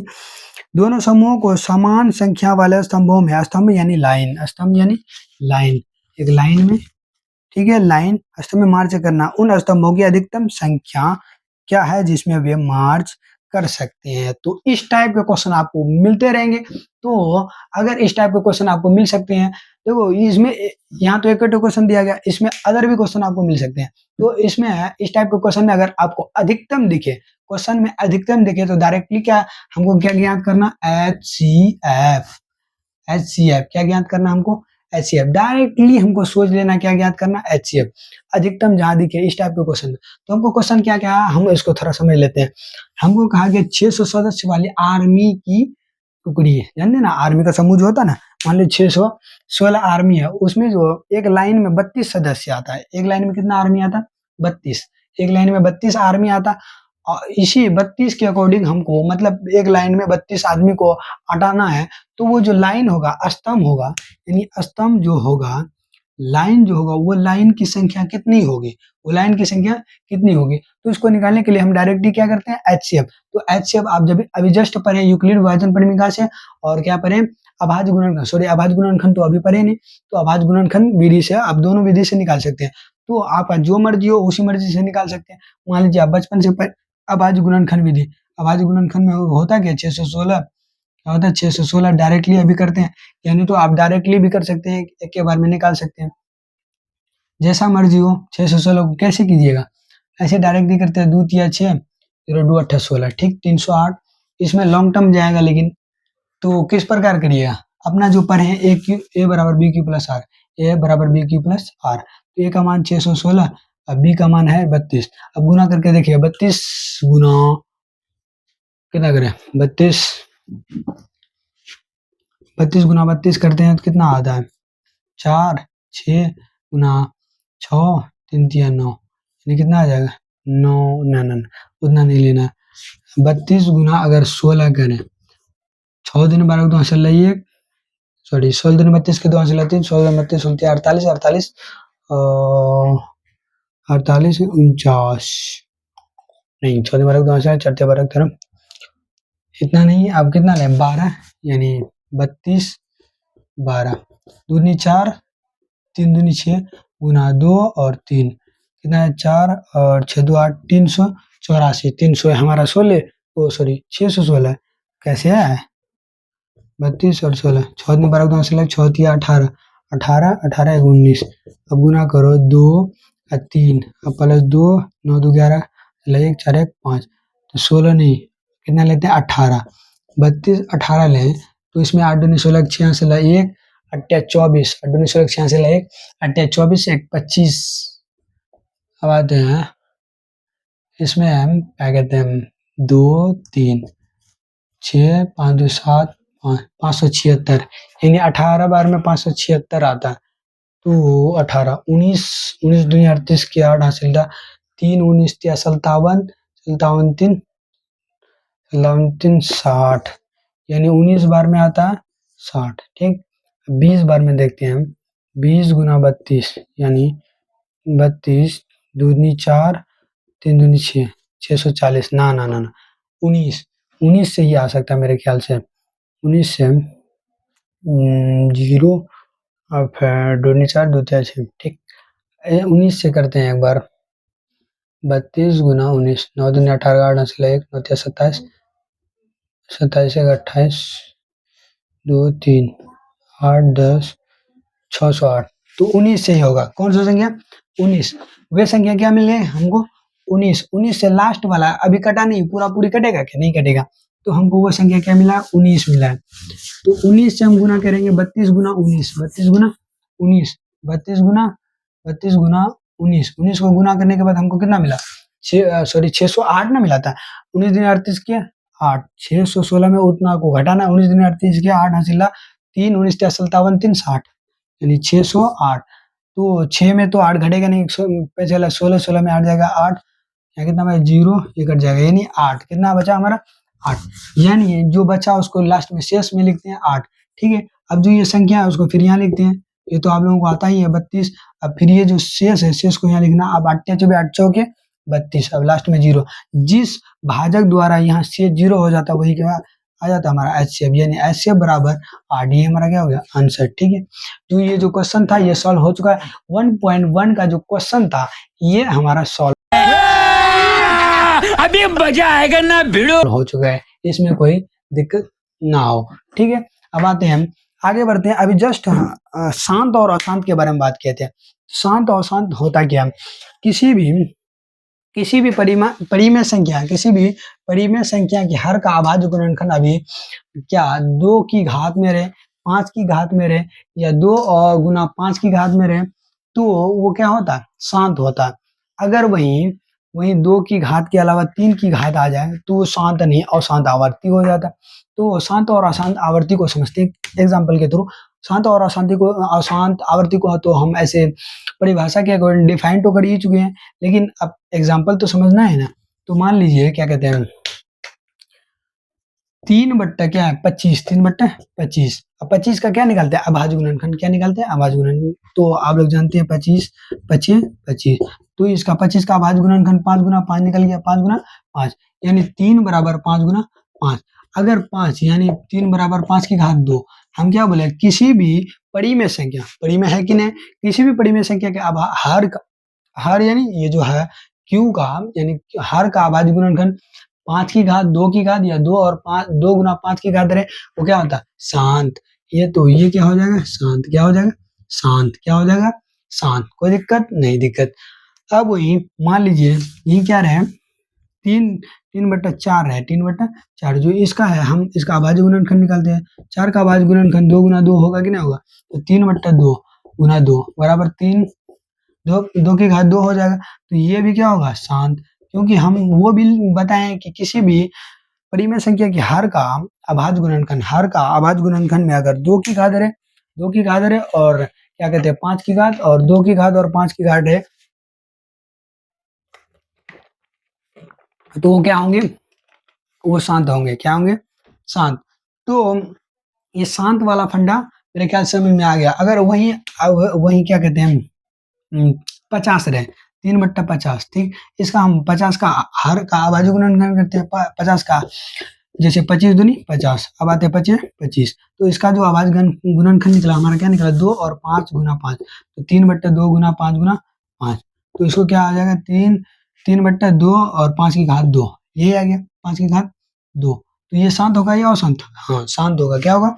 शांत होगा। क्योंकि इसमें ये भी बताया था कि 2 की घात और 5 की 2 गुना 2 की घात और गुना 5 की घात रहे तो क्या होगा? वो शांत ही होगा। क्या होगा? शांत ही होगा। क्या होगा? शांत। अब आते वही ये शांत वाला, मेरे ख्याल से ये शांत शांत शांत आदमी को पूरा नहीं सुहा देंगे, तो ये शांत वाला फंडा मेरे ख्याल से खत्म हो गया। अब आते हैं नेक्स्ट में अशांत आवर्ती। ये शांत वाला मेरे ख्याल से समझ में आ गया होगा। अब आते हैं अशांत आवर्ती। अशांत आवर्ती होता क्या? जैसे मान लीजिए यहाँ 5 दिया गया और नीचे में कौन संख्या देंगे 15। क्या है? 15। क्या? हालांकि ये 5 दिया 15, हाँ 15 ही लेते हैं। तो इसका अभाज्य गुणनखंड करेंगे तो 15 का कितना आ जाएगा? 3×5 15, 3×5 15 यानी 5/3 गुना 5। तो हम क्या बोले थे? 5 रहे या ना रहे हमको जरूरत नहीं है, लेकिन अगर दूसरा संख्या 5 अगर खलिया रहे तो शांत होगा, और खलिया 2 रहे यानी ओनली 2 रहे तो क्या होगा? शांत होगा। ओनली 5 रहे तब भी शांत होगा, लेकिन अगर और भी क्या कहते हैं 2 और 5 रहे तो भी शांत होगा, लेकिन 5 और 2 के अलावा या 5 के बीच कोई और अदर संख्या घुसे वो क्या हो जाएगा? अशांत आवर्ती। यहाँ 3 घुस गया, क्या हो जाएगा? अशांत आवर्ती। अशांत आवर्ती। यहाँ मान लीजिए 2 तिया 6 यानी 3 पर 6 रहे तो 3 का ये 6 का अभाज्य गुणन करेंगे 2 तिया 6 होगा कि नहीं होगा? ये जो 2 और 3 आ गया ये क्या हो जाएगा? अशांत आवर्ती। क्या हो जाएगा? अशांत आवर्ती। तो ये क्वेश्चन आपको बनाने दिया जा सकता है 2 नंबर में। शांत और अशांत और क्या कहते हैं चॉइस करने वाला होता है कि ये शांत है या अशांत है, ये देखने वाला होता है। ठीक है, तो 1.2 का ये जो क्वेश्चन इसमें 1-2 क्वेश्चन तो इसमें बनाने भी दिया गया है। क्या कहते हैं ये तो शांत और अशांत वाला मेरे ख्याल से निकल गया है। अब आते हैं सिंपल वाला जो बचपन में आप पढ़े थे कि अभाज्य गुणनखंड विधि द्वारा हमारा क्या निकला? HCF। बारे बार ये तो बहुत बार सीख चुके हैं, बचपने से बनाते आते हैं 6 7 8 9 पूरा बना के पूरा हरदम बनाया है। तो हमको क्या निकालना? HCF। कौन विधि से? अभी जस्ट हम विभाजन एल्गोरिथम के विधि से बनाया है, यूक्लिड विभाजन से, लेकिन अभी कौन सा विधि से बनाने वाले हैं? अभाज्य गुणनखंड विधि। कौन सा विधि? अब जैसे वहां मान लीजिए कोई संख्या दे दे 10 और 12 दे दे, इसका क्या निकालना, अभाज्य गुणनखंड विधि से क्या निकाला, HCF, HCF यानी महत्तम समापवर्तक, महत्तम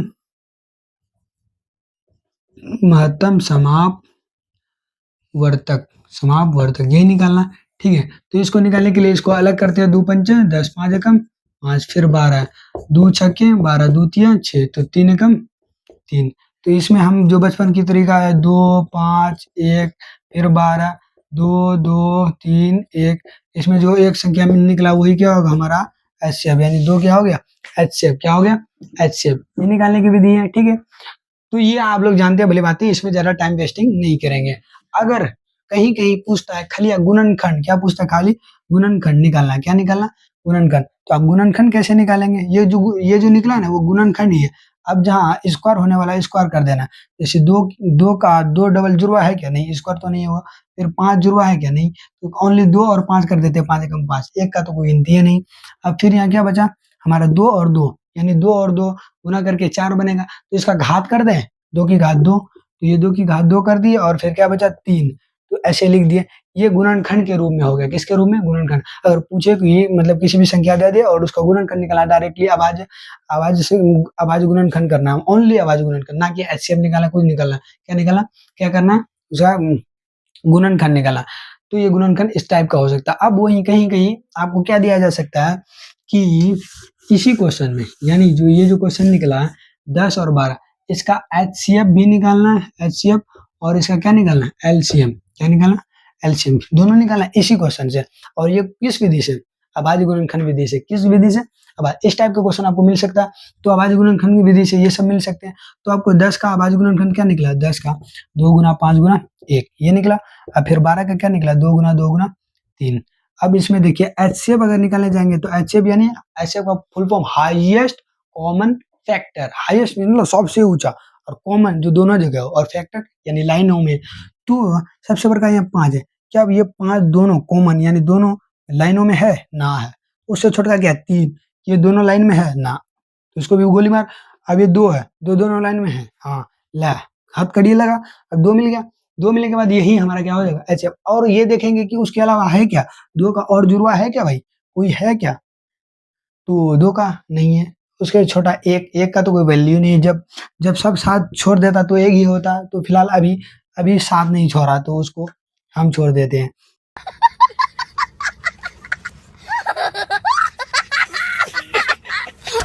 तो HCF बराबर क्या होता, 2, क्या होता 2, ठीक, इसमें 2 निकल गया।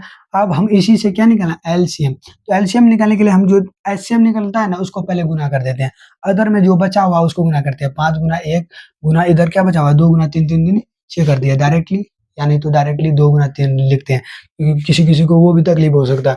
इसमें 5 दूनी 10, 10 एकम 10, 10 दूनी 20, 20 तिया 60, यानी इसका जो LCM क्या हो जाएगा, LCM क्या हो जाएगा, वो 60 हो जाएगा, क्या हो जाएगा 60, यानी यहाँ देख सकते हैं 2 और 2 पंचे 10, 10 दूनी 20, 20 तिया 60।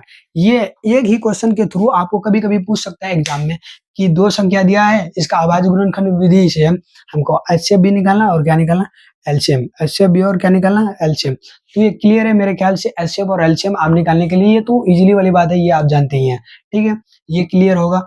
अब और भी क्वेश्चन क्या कहते हैं 1.2 से कभी कभी आप लोगों को ये भी पूछता है कि जांच करना है, क्या करना है, जांच करना है कि LCM HCF सही है गलत है। तो जैसे यहाँ अभी दिया गया है 2 नंबर 1.2 का एक तो क्वेश्चन है, 26 और 91 युग्म में HCF और LCM ज्ञात कीजिए, ठीक, इसकी जांच कीजिए कि दो संख्याओं का गुणनफल HCF गुना LCM है या नहीं है, ठीक है, 26 और 91, ठीक है, इसको जांच करते हैं। इस टाइप का क्वेश्चन मतलब अभी तो निकालने सीखे, जांच करने तो नहीं ना सीखे, अब जांच करते हैं इसको। 26 और 91 है, तो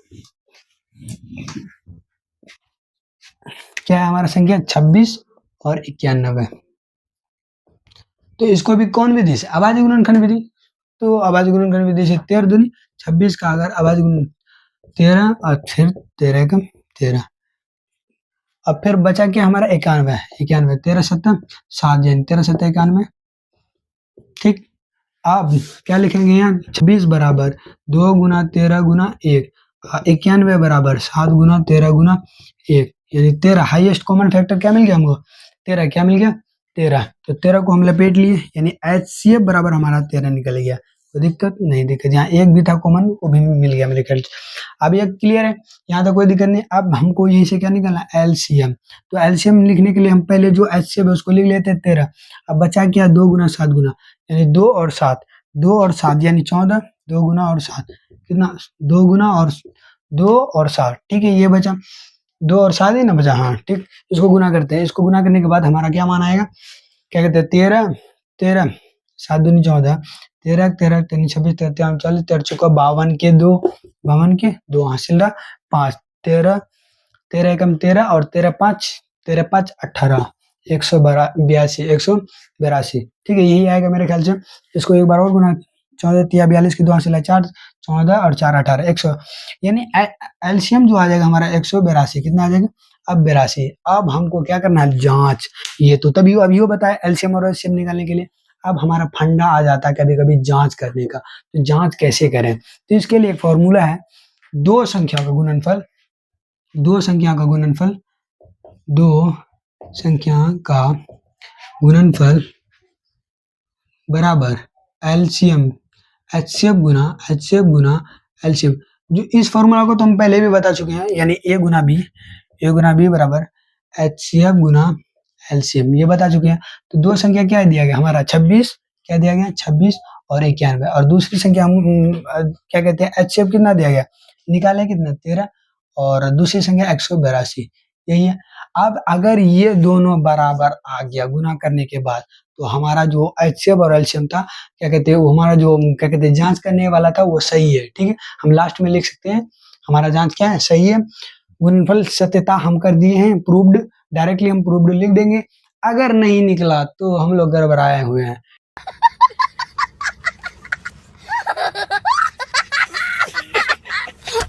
तो हम गुना करते हैं इसमें 91 गुना 26 तो 26 गुना 91 ठीक है 6 2 ठीक 9 पे बताना 4 54 के 4 हासिल 5 9 दूनी 18 5 18 5 कितना होगा 23 6 2 9 पे 54 के 4 हासिल 5 9 ने 18 5 18 2 20 3 23 ठीक कितना आ गया 6 23 66 कितना आ गया 23 66 इसका 23 66 आ गया।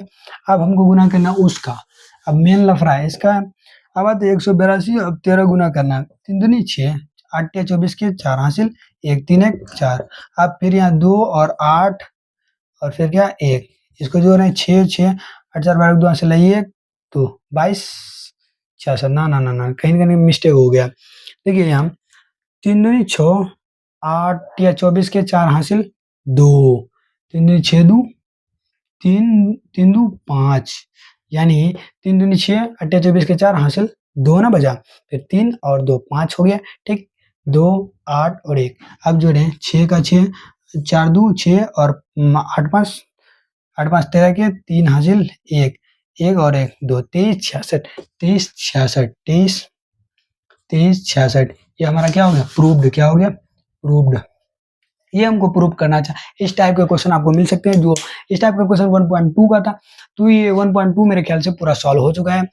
इसमें और कोई ऐसा हार्ड वाला क्वेश्चन तो था नहीं और एक दो क्वेश्चन लिया गया जो कि अभी बता देंगे हमको एक दो क्वेश्चन और हैं जैसे एचसीएफ दिया गया एलसीएम निकालना ठीक है इसी फॉर्मूला के अकॉर्डिंग बनेगा। क्वेश्चन क्या है हमारा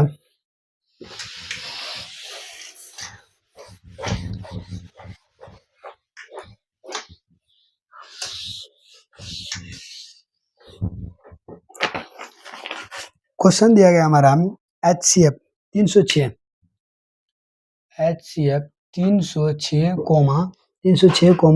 657 बराबर कितना दिया गया बराबर 9। हमको एलसीएम निकालना है एलसीएम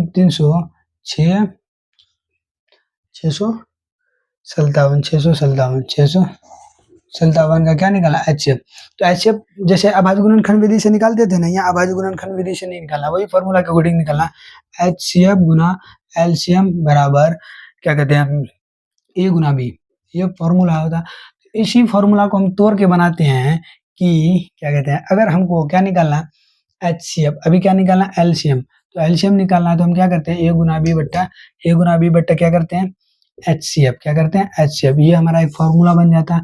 अगर हमको क्या निकालना है HCF तो हम क्या करते हैं A गुना B बट्टा LCM, तो ये हमारा दूसरा फॉर्मूला बन जाता है 1 और 2। ये आप लोगों को याद होना चाहिए 100%, ठीक है। अब आते हैं इस फॉर्मूला, हमको ये वाला लेना है, इसी फॉर्मूला से हमको एलसीएम ना निकालना है। तो एलसीएम निकालने के लिए हम क्या करते हैं, एलसीएम बराबर A गुना B बट्टा HCF। तो ए बी क्या है, ए यानी पहली संख्या, ए यानी एक संख्या और बी यानी दूसरी संख्या। पहली संख्या 306 गुना दूसरी संख्या क्या है 657, दूसरी संख्या क्या है 657 बट्टा में HCF कितना है, HCF हमारा है 9।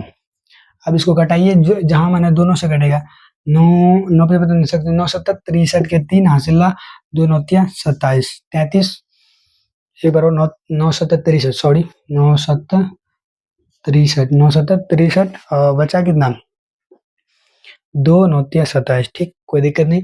अब इसको गुना करेंगे, यानी तो यहाँ घटाएंगे, छोड़िए वहीं घटाते, 9 7 63 2 कितना बचा 2 9 27, हमारा 306 और गुना कितना बचा 73। जो गुना करने के बाद जो भी मान आएगा वो क्या होगा एलसीएम, 306 गुना 73, 6 3 18 का 8 हासिल 1 0 1, ठीक, 3 3 9, 6 4 18 और 3 3 9, फिर 7 5 35 7 6 क्या 42, अब यहाँ 4, ठीक, 7 ना है, हाँ 7 21, अब जोड़िए लास्ट में 8 3 9 4 13 के 3 हासिल 1 2 22 33 8, 22 33 8। तो ये जो एलसीएम जो आएगा इसका एक बार और देख लेते हैं, छोटी 18 का 8 1, फिर 3 3 9 7 7 5 35 7 6 42 की 2 हासिल 4, फिर 4 7 21 8 3 9 4 13 हासिल 1 2 22 33 8। तो इसका जो एलसीएम जो होने वाला है 22 33 8, क्या हो जाएगा 22 33 8, 22 33 8। कोई दिक्कत नहीं, दिक्कत इस टाइप के क्वेश्चन आपको मिल सकते हैं।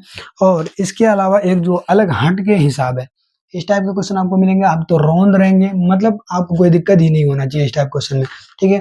अगला और एक ठो है, इसी में जांच कीजिए कि क्या किसी प्राकृतिक संख्या n के लिए, किसके लिए n के लिए, ठीक है, ये इसका स्क्रीनशॉट लेना है तो ले लीजिए, ठीक है। आते हैं अगला n के लिए, अगला क्वेश्चन है n के लिए, किसके लिए n के लिए, n के लिए क्या है, n के लिए किसी प्राकृतिक संख्या n के लिए 6 टू द पावर n 0 पर समाप्त हो सकता है। 6 टू द पावर n क्या 0 पर समाप्त हो सकता है, 0 पर समाप्त हो सकता है। ये क्या करना, हमको जांच करना है, ये भी एक प्रकार का क्या प्रूव करने वाला क्वेश्चन है। तो ये थोड़ा हट के है तो इसको लेना ही पड़ेगा, ठीक है। जो बीबीआई में आता है उसको हम लेंगे ही लेंगे। अब आते हैं इसका अभाज्य गुणनखंड निकाला, क्या निकाला अभाज्य गुणनखंड, 6 का अभाज्य गुणनखंड क्या आएगा 2 गुना 3 2 3 6। तो इसका जो अभाज्य गुणनखंड आएगा 2 गुना 3। किसी भी संख्या के अगर हर का अभाज्य गुणनखंड क्या कहते हैं 2 गुना 3 आ गया तो वो 0 पर कभी समाप्त नहीं होगा। उसको समाप्त होने के लिए 2 और 5 आना चाहिए। क्या आना चाहिए, 0 पर समाप्त होने के लिए कंडीशन क्या है 2 और 5 आना चाहिए, लेकिन हमारा 5 नहीं है तो ये होगा नहीं होगा। तो फाइनली क्या आ जाएगा यहाँ, ये नहीं होने वाला। तो आपको लिखना है इसका 6 टू द पावर 0 पर समाप्त हो सकता है क्या, तो 6 टू द पावर n का अभाज्य गुणनखंड क्या लिखना, अभाज्य गुणनखंड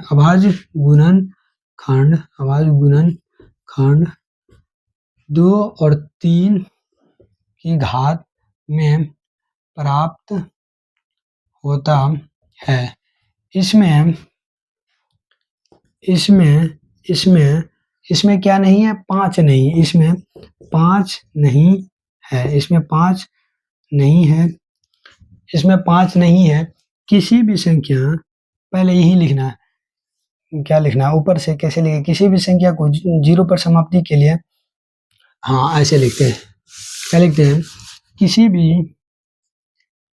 भी संख्या को किसी भी संख्या का जीरो पर समाप्ति के लिए जीरो हमको जीरो पर समाप्त करने के लिए चेक कर रहे हैं ना जीरो पर जीरो किसी भी संख्या का जीरो पर समाप्ति के लिए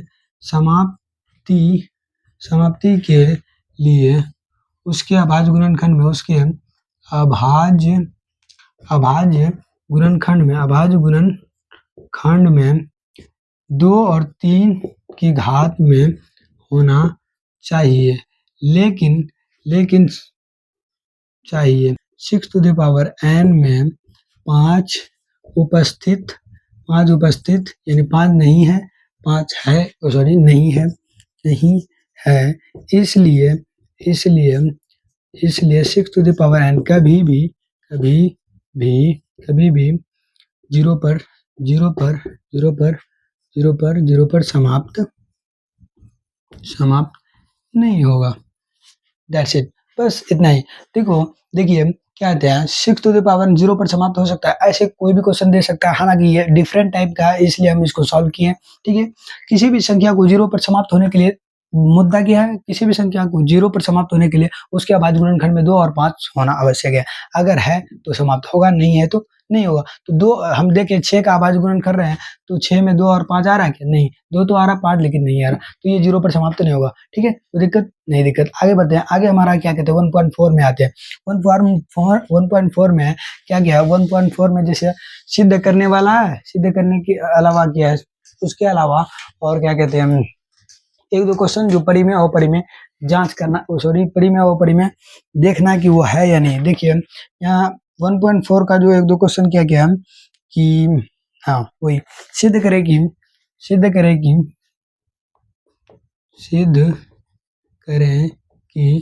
√2 एक अपरिमेय संख्या है। ठीक, ये सिद्ध करना। तो ये सिद्ध करने के लिए डायरेक्टली देखिए कुछ हिसाब ना कुछ मैथ थोड़ा ज्यादा थ्योरी होता है, तो मतलब और कुछ हिसाब जिसको डायरेक्टली थ्योरी कम और ज्यादा मैथ सब होते हैं, लेकिन इसमें ये सिद्ध करने वाले में कुछ ज्यादा थ्योरी होता है। तो फाइनली कोई दिक्कत नहीं, इसको भी हम मतलब समझ सकते हैं। ऐसा नहीं कि खाली थ्योरी ही याद किया जाता है, ऐसा नहीं, इसको समझ के भी बना सकते हैं। तो हल क्या लिखना, माना कि इसका अपोजिट लिखना, माना कि √2 एक परिमेय संख्या, क्या है, परिमेय संख्या है। ये मान ले, कोई दिक्कत नहीं। जो संख्या परिमेय होता है उसे p/q के रूप में लिख सकते हैं हाँ या नहीं, लिख सकते हैं? यस बिल्कुल, क्यों नहीं, ऑफ कोर्स लिख सकते हैं, क्योंकि हम पहले ही बता चुके हैं परिमेय संख्या p/q के रूप में लिख सकते हैं। तो परिमेय संख्या 2 है, अब बराबर p/q के रूप में लिख दिया। अब जहाँ p और q यहाँ 2 मुद्दा आ जाता है, कोई बच्चा फंस जाता है कहीं गाइड क्वेश्चन बैंक या बीबीडी में क्या लिखा रहता है, pq एक पूर्ण संख्या है, एक पूर्णांक है, pq एक पूर्णांक है। अब कोई क्या बोल देगा पूर्णांक है, तो अब कोई फंस जाएगा कि भाई कोई सअभाज्य संख्या है, क्या है, सअभाज्य संख्या। तो आप लोग दोनों लिख सकते हैं, p और q क्या है, एक पूर्णांक भी है और सअभाज्य संख्या भी है। क्या है, सअभाज्य संख्या भी है। सअभाज्य संख्या क्या होता है, जिसका HCF यानी मॉस हो कितना आता है, 1। यानी यहाँ देखिए p कटने वाला है नहीं, q कटने वाला है नहीं। जब नहीं कटेगा, जब किसी भी संख्या जैसे 2 और 3 नहीं कटने वाला, जब नहीं कटता तो वहाँ कौन एक हाजिर होता है, नमस्ते सर हम आ रहे हैं। बात तो सही है। तो इन दोनों के लिए HCF जो होगा, HCF क्या होगा, 1। तो उसी को क्या बोला जाता है, सअभाज्य संख्या, जिसका HCF कितना है, 1 है, तो सअभाज्य संख्या। ठीक है, यहाँ तो कोई दिक्कत नहीं। अब इसको क्या करना है, दोनों तरफ वर्क करने पर क्या लिखना है, यहाँ दोनों तरफ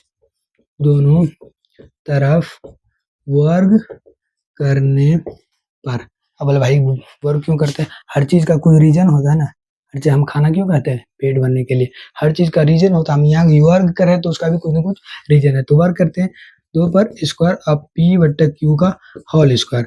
यहाँ जो स्क्वायर रूट कट जाएगा तो बचेगा क्या, 2 बराबर 2 बराबर p²/q²। क्रॉस मल्टी गुना करेंगे तो हमारा क्या आ जाएगा, 2q² बराबर p² बचेगा। अब देखिए यहाँ देखिए 2 जो है या 2x अगर 4 दिया जा रहा है, 2x इक्वल क्या कहते हैं 2x बराबर 4 की घात 2 है। ठीक है, 2x equal 4 to the power 2 है। तो ये अगर 2 है, ये 2 उधर जाएगा तो यानी 4 पर घात 2 को काटेगा कि नहीं काटेगा? काटेगा, यानी विभाज्य करेगा कि नहीं करेगा? ईज़िली वाली बात है, 100% करेगा, क्यों नहीं करेगा? यानी अगर ये उधर जाएगा तो क्या हो जाएगा? x बराबर 4 चौके 16, 16 बटा 2, 2 8 16, यानी x बराबर 8। यानी ये इसको काट सकता है कि नहीं काट सकता? तो इसलिए पहली बात तो यहाँ क्या लिख देना? समीकरण 1। क्या लिख देना? समीकरण 1, कोई दिक्कत नहीं। अब ये उसको काट सकता है, तो वही बात यहाँ क्या लिखना है कि पी स्क्वायर क्या लिखना है? चूंकि पी स्क्वायर 2 से विभाज्य है, 2 से क्या है? विभाज्य। विभाज्य मतलब काट रहा है, विभाज्य मतलब क्या कर रहा है? विभाज्य है। तो इसलिए पी भी 2 से विभाज्य होगा, विभाज्य होगा। यानी पी भी क्या होगा? 2 से विभाज्य होगा। पी भी क्या होगा? 2 से विभाज्य होगा। तो जैसे मान लीजिए यहाँ 2x है, तो यहाँ 4 पर स्क्वायर 2 से कट रहा है, तो अब 4 कटेगा? भाई ये कोई पूछने वाली बात है? जो आदमी 10 किलोमीटर दौड़ सकता है वो 2 किलोमीटर नहीं दौड़ सकता? ले रे बकलेल, वो 2 मीटर दौड़ के ना 10 किलोमीटर में गया। तो वही वाली बात है, यहाँ क्या कहते हैं? 2x बराबर 4 पर घात 2 है, तो ये इसको अगर 2 इसको काट दिया स्क्वायर समेत, अगर इसमें स्क्वायर हटा दे, 2x इक्वल 4 कर दें, तो ये नहीं काटेगा। इसलिए x बराबर कैसे नहीं काटेगा? 4 बटा 2 काटेगा कि नहीं काटेगा? उसी प्रकार यहाँ पी स्क्वायर अगर 2 है ना, पी स्क्वायर को काटा तो 2 को भी काटे, पी को भी काटेगा। तो ये बात यहाँ लिख दिया। तो इसको क्या मान लेना? कथन 1। क्या मान लेना? कथन 1। अब क्या करना है? अब मानना पी का मान। क्या मानना? पी का मान। तो हम क्या मानते हैं? माना कि यहाँ आ जाते हैं, कहाँ माने? चलिए ठीक है, यही मानते हैं। माना कि पी बराबर, इसको समीकरण में माना कि पी बराबर जो जितना भी है, √2 है तो 2 के मान सकते हैं, 2 के या 2 के x A to Z जितना भी लेटर्स है किसी को भी मान सकते हैं। तो फिलहाल मेरा नाम है मुजाहिद, तो उसका जो पहला लेटर है क्या है? M। तो हम M ही लेते हैं। क्या लेते हैं? M लेते हैं। 2M, कोई दिक्कत नहीं। अब ये जो P का मान है समीकरण 1 में रखेंगे, तो यहाँ लिखना है P का मान समीकरण 1 में रखने पर तो P का मान समीकरण 1 क्या? पहले उसको लिखते हैं। पहला है 2q स्क्वायर इक्वल है P स्क्वायर, समीकरण 1 से। ठीक है, कोई दिक्कत नहीं? दिक्कत। अब इसमें 2q स्क्वायर बराबर P का मान क्या है? 2m, इसका होल स्क्वायर हो गया। अब क्या आ गया? 2q स्क्वायर बराबर 2 दूनी 4 m पर स्क्वायर, 2 दूनी 4, ये कट गया। इसलिए q स्क्वायर बराबर क्या बनेगा? 2m पर स्क्वायर। अब ये जो 2 है, अब ये q स्क्वायर को काटेगा? 100% काटेगा। फिर वही बात लिखना है, कि q स्क्वायर 2 से विभाज्य है। किससे? 2 से विभाज्य, यानी 2 से कट रहा है, 2 से विभाज्य है। तो चूंकि q स्क्वायर 2 से विभाज्य है, इसलिए क्या लिखना है? q भी 2 से विभाज्य होगा। ये कथन 2 मान लेना। तो बोलिए ये हमको क्या कथन करवा रहे हैं? तो अब आते हैं मेन जो पॉइंट है Q, और अब क्या करते हैं? अब उसी चीज को लिखते हैं कि कथन 1 तथा कथन 2 से, हमें PQ का मॉसो यानी HCF 2 प्राप्त होता है। 2 प्राप्त होता है। आप लोग बोले भाई ये कब तू आ गया क्या? ये कब हो गया भाई? ये कब 2 प्राप्त हो गया? तो यहाँ देखिए, जैसे मान लो किसी भी संख्या 6 है और 4 है। अगर 2 है ना, एक संख्या 2 क्या है? 2 है ना, 6 को काट रहा है पूरी तरीके से, द्वितीय 6 पूरा खलास। फिर 2 है ना, 4 को भी काट रहा है। वही संख्या, सेम संख्या दूसरे संख्या को भी काट रहा है, 4 2 दूनी 4, यानी पूरी काट रहा है 2। जब 2 अगर किसी भी संख्या को पूरी काटे ना, तो 6 और 4 का जो HCF आएगा, दोनों संख्या का HCF जो आएगा, हर हमेशा वही संख्या आएगा। क्या आएगा? 2 ही आएगा। तो देख आप मतलब करके भी देख सकते हैं। 6 का जो अभाज्य गुणनखंड आएगा 2 गुना 3 आएगा, और 4 का भी 2 गुना 2। तो HCF क्या आ जाएगा? 2 ही आ जाएगा, क्योंकि दोनों को काटा एक ही संख्या। तो यहाँ देखिए पी स्क्वायर को कौन काट रहा है? 2 काट रहा है कि नहीं काट रहा है? पी को भी 2 काट रहा है। यहाँ भी क्यू स्क्वायर को 2 काट रहा है, और क्यू को भी क्या काट रहा है? 2। यानी जब एक ही पहाड़ा से एक ही संख्या से दो संख्या कटे तो उन दोनों संख्याओं का HCF क्या होता है, वही संख्या होता है। तो क्या बोले, कथन 1 तथा कथन 2 से हमें P और Q का, इन दोनों का मिला ना, P और Q का मौसो कितना प्राप्त होता है, 2, जो कि क्या है, विरोधाभास है, जो कि विरोधाभास है। बोले विरोधाभास भाई ये क्या गजब बेइज्जती है। होता, विरोधाभास यानी जो हो ही नहीं सकता। अब देखिए यहाँ हम क्या माने, पी क्यू एक पूर्णांक है तथा सअभाज्य संख्या होता क्या, HCF यानी मौसो क्या होता, 1 होता। ले भाई हम वहाँ HCF कितना बताएं, 1, तो यहाँ 2 कैसे आ सकता है, वही तो संभव नहीं है। इसलिए हम क्या लिखे कि ये विरोधाभास है। क्या है, विरोधाभास, ये कभी भी संभव नहीं है, क्योंकि हम जानते हैं कि P और Q का जो मौसो होता है वो 1 होता है। यहाँ कैसे 2 निकल गया, ये संभव है क्या, नहीं है। इसलिए हम क्या लिखते हैं यहाँ, विरोधाभास, जो कि विरोधाभास है। इसलिए क्या लिखना है, इसलिए हमारा मानना गलत हुआ कि √2 एक परिमेय संख्या है। भाई हाथ जोड़ रहे हैं, √2 परिमेय संख्या नहीं है, मतलब होता ना मिला जुला के बाद पहले अपना हल्ला गुल्ली कर रहे थे, बाद में करे अच्छा हमारा ही गलती है। तो इसमें √2 एक परिमेय संख्या, इसलिए √2 एक, अतः हमारा मानना गलत हुआ कि √2 एक परिमेय संख्या, इसलिए √2 एक अपरिमेय संख्या ही होगा, एक अपरिमेय संख्या होगा। That's it, बस हो गया, काम खत्म। इसमें क्या करना है, देखिए हर चीज तो बोले तो याद तो नहीं किया जाता मैथ में, लेकिन इसमें थोड़ा याद करने वाला है, लेकिन कंसेप्ट के हिसाब से मेरे ख्याल से समझ में आ चुका होगा। देखिए सिद्ध करना है, माना कि ये √2 एक परिमेय संख्या, उसमें क्या माना है, √2 बराबर माने क्या, वो तो डायरेक्टली हो जाता है, क्या P और Q, डायरेक्टली PQ हो गया पूर्ण संख्या और सहभाज्य संख्या, यानी सहभाज्य संख्या यानी दोनों का मौसो 1 हो गया। दोनों तरफ वर्क करने के बाद ऐसे P और Q को घटाया, डायरेक्टली हमारा यह मान निकल गया। ये थोड़ा रटना पड़ता है, 2-4 बार रटिएगा, काम खत्म हो गया।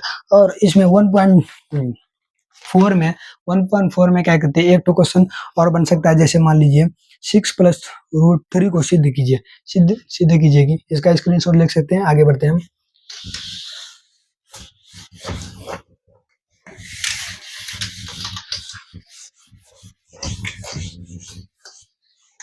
यहाँ क्या हो सकता है, सिद्ध करना है कि सिद्ध करें कि 6 + √3 एक अपरिमेय संख्या है, ठीक है। तो यहाँ क्या करना, माना कि 6 + √3 एक परिमेय संख्या है, ठीक। मान लिया, मानने के बाद जब मानेंगे तो क्या होगा, P/Q के रूप में लिखा जाएगा। P और Q, यहाँ डायरेक्टली PQ पूर्ण संख्या लिख सकते हैं, यहाँ कोई दिक्कत नहीं होता। लेकिन √2, √3, √5 में उसमें थोड़ा कंपल्सरी हो जाता है सहभाज्य लिखना। PQ एक पूर्णांक है, क्या है, पूर्णांक है, ठीक, कोई दिक्कत नहीं। इसमें 6 को उधर लेके जाते हैं, तो हम √3 बराबर P/Q माइनस इधर प्लस हो तो जाएगा -6/1। ये जो आ गया ये परिमेय संख्या हो गया, ये क्या हो गया, परिमेय संख्या। तो क्या लिखना है यहाँ, P/Q -6/1 एक परिमेय संख्या, एक परिमेय संख्या है, एक परिमेय संख्या, क्या है, एक परिमेय संख्या है, जो कि कभी भी संभव नहीं है, क्योंकि अब परिमेय संख्या अभी अपरिमेय संख्या के कभी बराबर होता ही नहीं है। जैसे यहाँ तो हो गया √3 बराबर P/Q -6/1, ये संभव हो ही नहीं सकता। इसलिए हमारा मानना क्या लिखना है कि ये तो यहाँ क्या कहते हैं, P/Q -6/1 एक परिमेय संख्या है, जो कि कभी भी संभव नहीं है, यहाँ P/Q एक परिमेय संख्या जो कि √3 के बराबर, √3 के क्या हल लिखना है यहाँ, बराबर है, जो कि कभी भी संभव नहीं है, जो कि कभी भी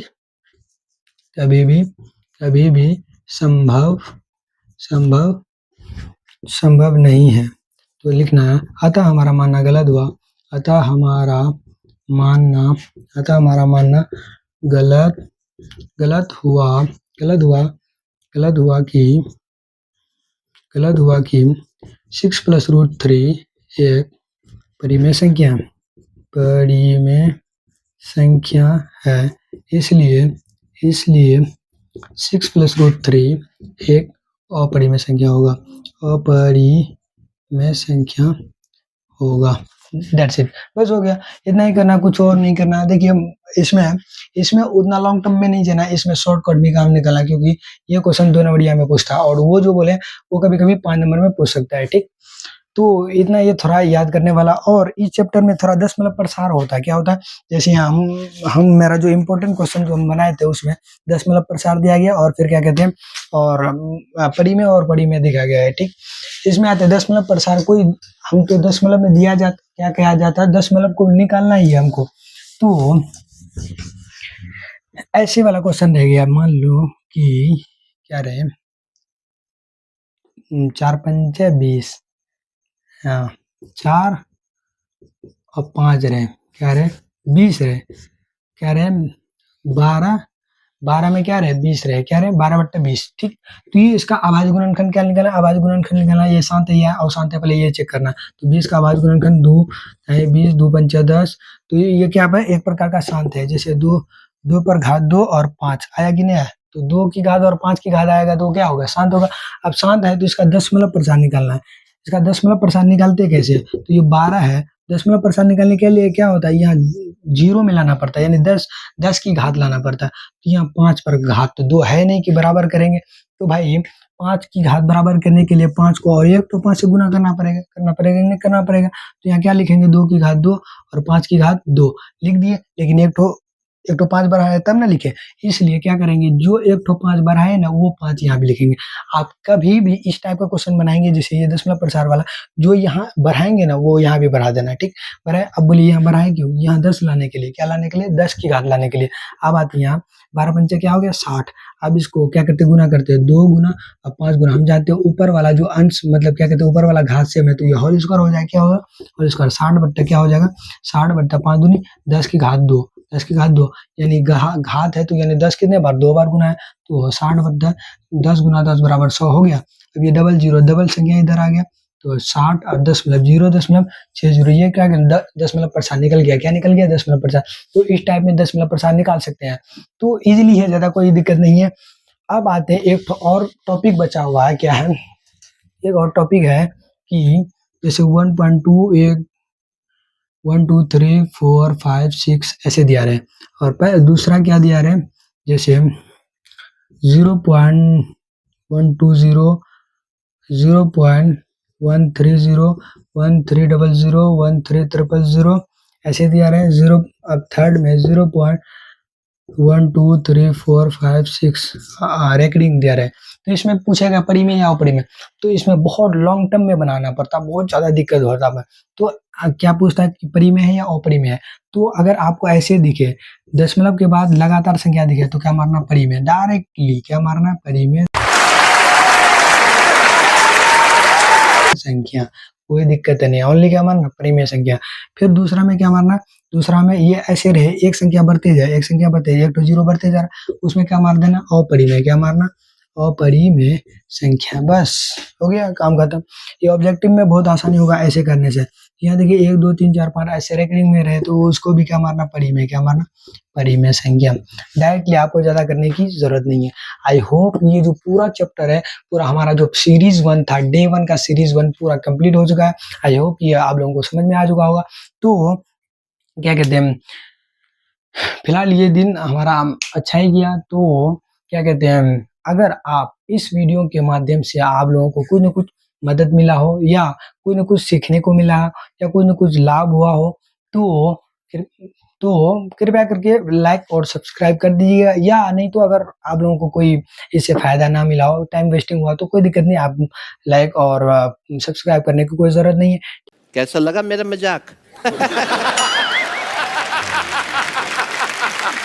ठीक है, तो कृपया मतलब आप वीडियो देख लीजिए, ये तो काफी है। ठीक है, और अगर ये वीडियो अच्छा लगा, ऐसे ही सीरीज आप लोगों को पसंद आता है, तो आप लोग कमेंट के माध्यम से बताएंगे जरूर, क्योंकि आप जानते हैं कि कोई आदमी मेहनत करता है, कोई आदमी मजदूर है, तो मजदूरी करता है, अगर उसको सामने अगर जो क्या होता है उसका रुपया पैसा न मिले तो बड़ा उसको दिक्कत होगा। दिक्कत होगा कि नहीं होगा, क्योंकि वो इसी चलते में आया है। तो कोई भी क्रिएटर जैसे यूट्यूबर कोई भी है, तो वो कोई भी वीडियो बनाता है तो उसका कुछ न कुछ इच्छा होता है। इच्छा तो पूरा होने की दूर की बात है, कम से कम अगर थोड़ा कमेंट आ जाता है, थोड़ा सब्सक्राइब बढ़ने लगता है, तो कहीं न कहीं उसको दिल में खुशी होने लगती है। ओह गॉड, एक बार दिला दे। कि मेहनत कर रहे हैं तो थोड़ा उसका परिणाम मिल रहा है। तो आप लोगों से गुज़ारिश है कि एक सब्सक्राइब करने से कोई दिक्कत नहीं होने वाला किसी का। ना आप गरीब होने वाले हैं, ना हम गरीब होने वाले हैं। तो अगर आप लोगों को मेरा वीडियो से कुछ न कुछ प्रॉफ़िट होता है, तो कृपया करके आप सब्सक्राइब और लाइक ज़रूर कीजिए, या अगर नहीं हुआ तो छोड़-छाड़ के चली जाइए, ठीक है? Thank you. और अगर आप लोगों को इस तरह के सीरीज़ चाहिए और भी सब्जेक्ट का, मैथ का तो आप पकड़ ही लिए, अगर मैथ के अलावा और भी कोई सब्जेक्ट का सीरीज़ चाहिए तो ज़रूर बताइएगा, ठीक है? Thank you for watching. जय हिंद, जय भारत। लेकिन एक चीज़ छोड़ के हम जो बोलना चाहे थे, मतलब पिछले बोले थे कि बाद में बताएँगे, जो ये चैप्टर है रियल नंबर, वास्तविक संख्या, रियल नंबर जो चैप्टर है, ये इस चैप्टर से कितना नंबर तक बन सकता है, मतलब ये चैप्टर कितना नंबर का है? ये चैप्टर 10 से 12 नंबर का है। ये चैप्टर कितना नंबर का है? 10 से 12, ठीक है? और इसमें से 5 से 7 नंबर का ऑब्जेक्टिव भी पूछा जाता है। Objective, only objective. 2 से 4 नंबर का सब्जेक्टिव पूछा जाता है, और 5 नंबरिया का कभी-कभी चांसेस रहता है, ज़्यादातर चांसेस नहीं रहता है। तो ये जो टोटल जो चैप्टर पढ़े अभी 10 से 12 नंबर का चैप्टर है, तो इसमें थोड़ा ध्यान देना है। और फिर ये जो क्या कहते हैं सिद्ध करने वाला है, सिद्ध करने वाला में तो करना क्या है, थोड़ा बहुत तो पढ़ना है, रीड करना है, और उसको 2-4 बार रिवाइज़ करने के बाद वो पूरा कंप्लीट हो जाएगा। तो ठीक है, मिलते हैं फिर अगली सीरीज़ में। Thank you for watching. जय हिंद, जय भारत।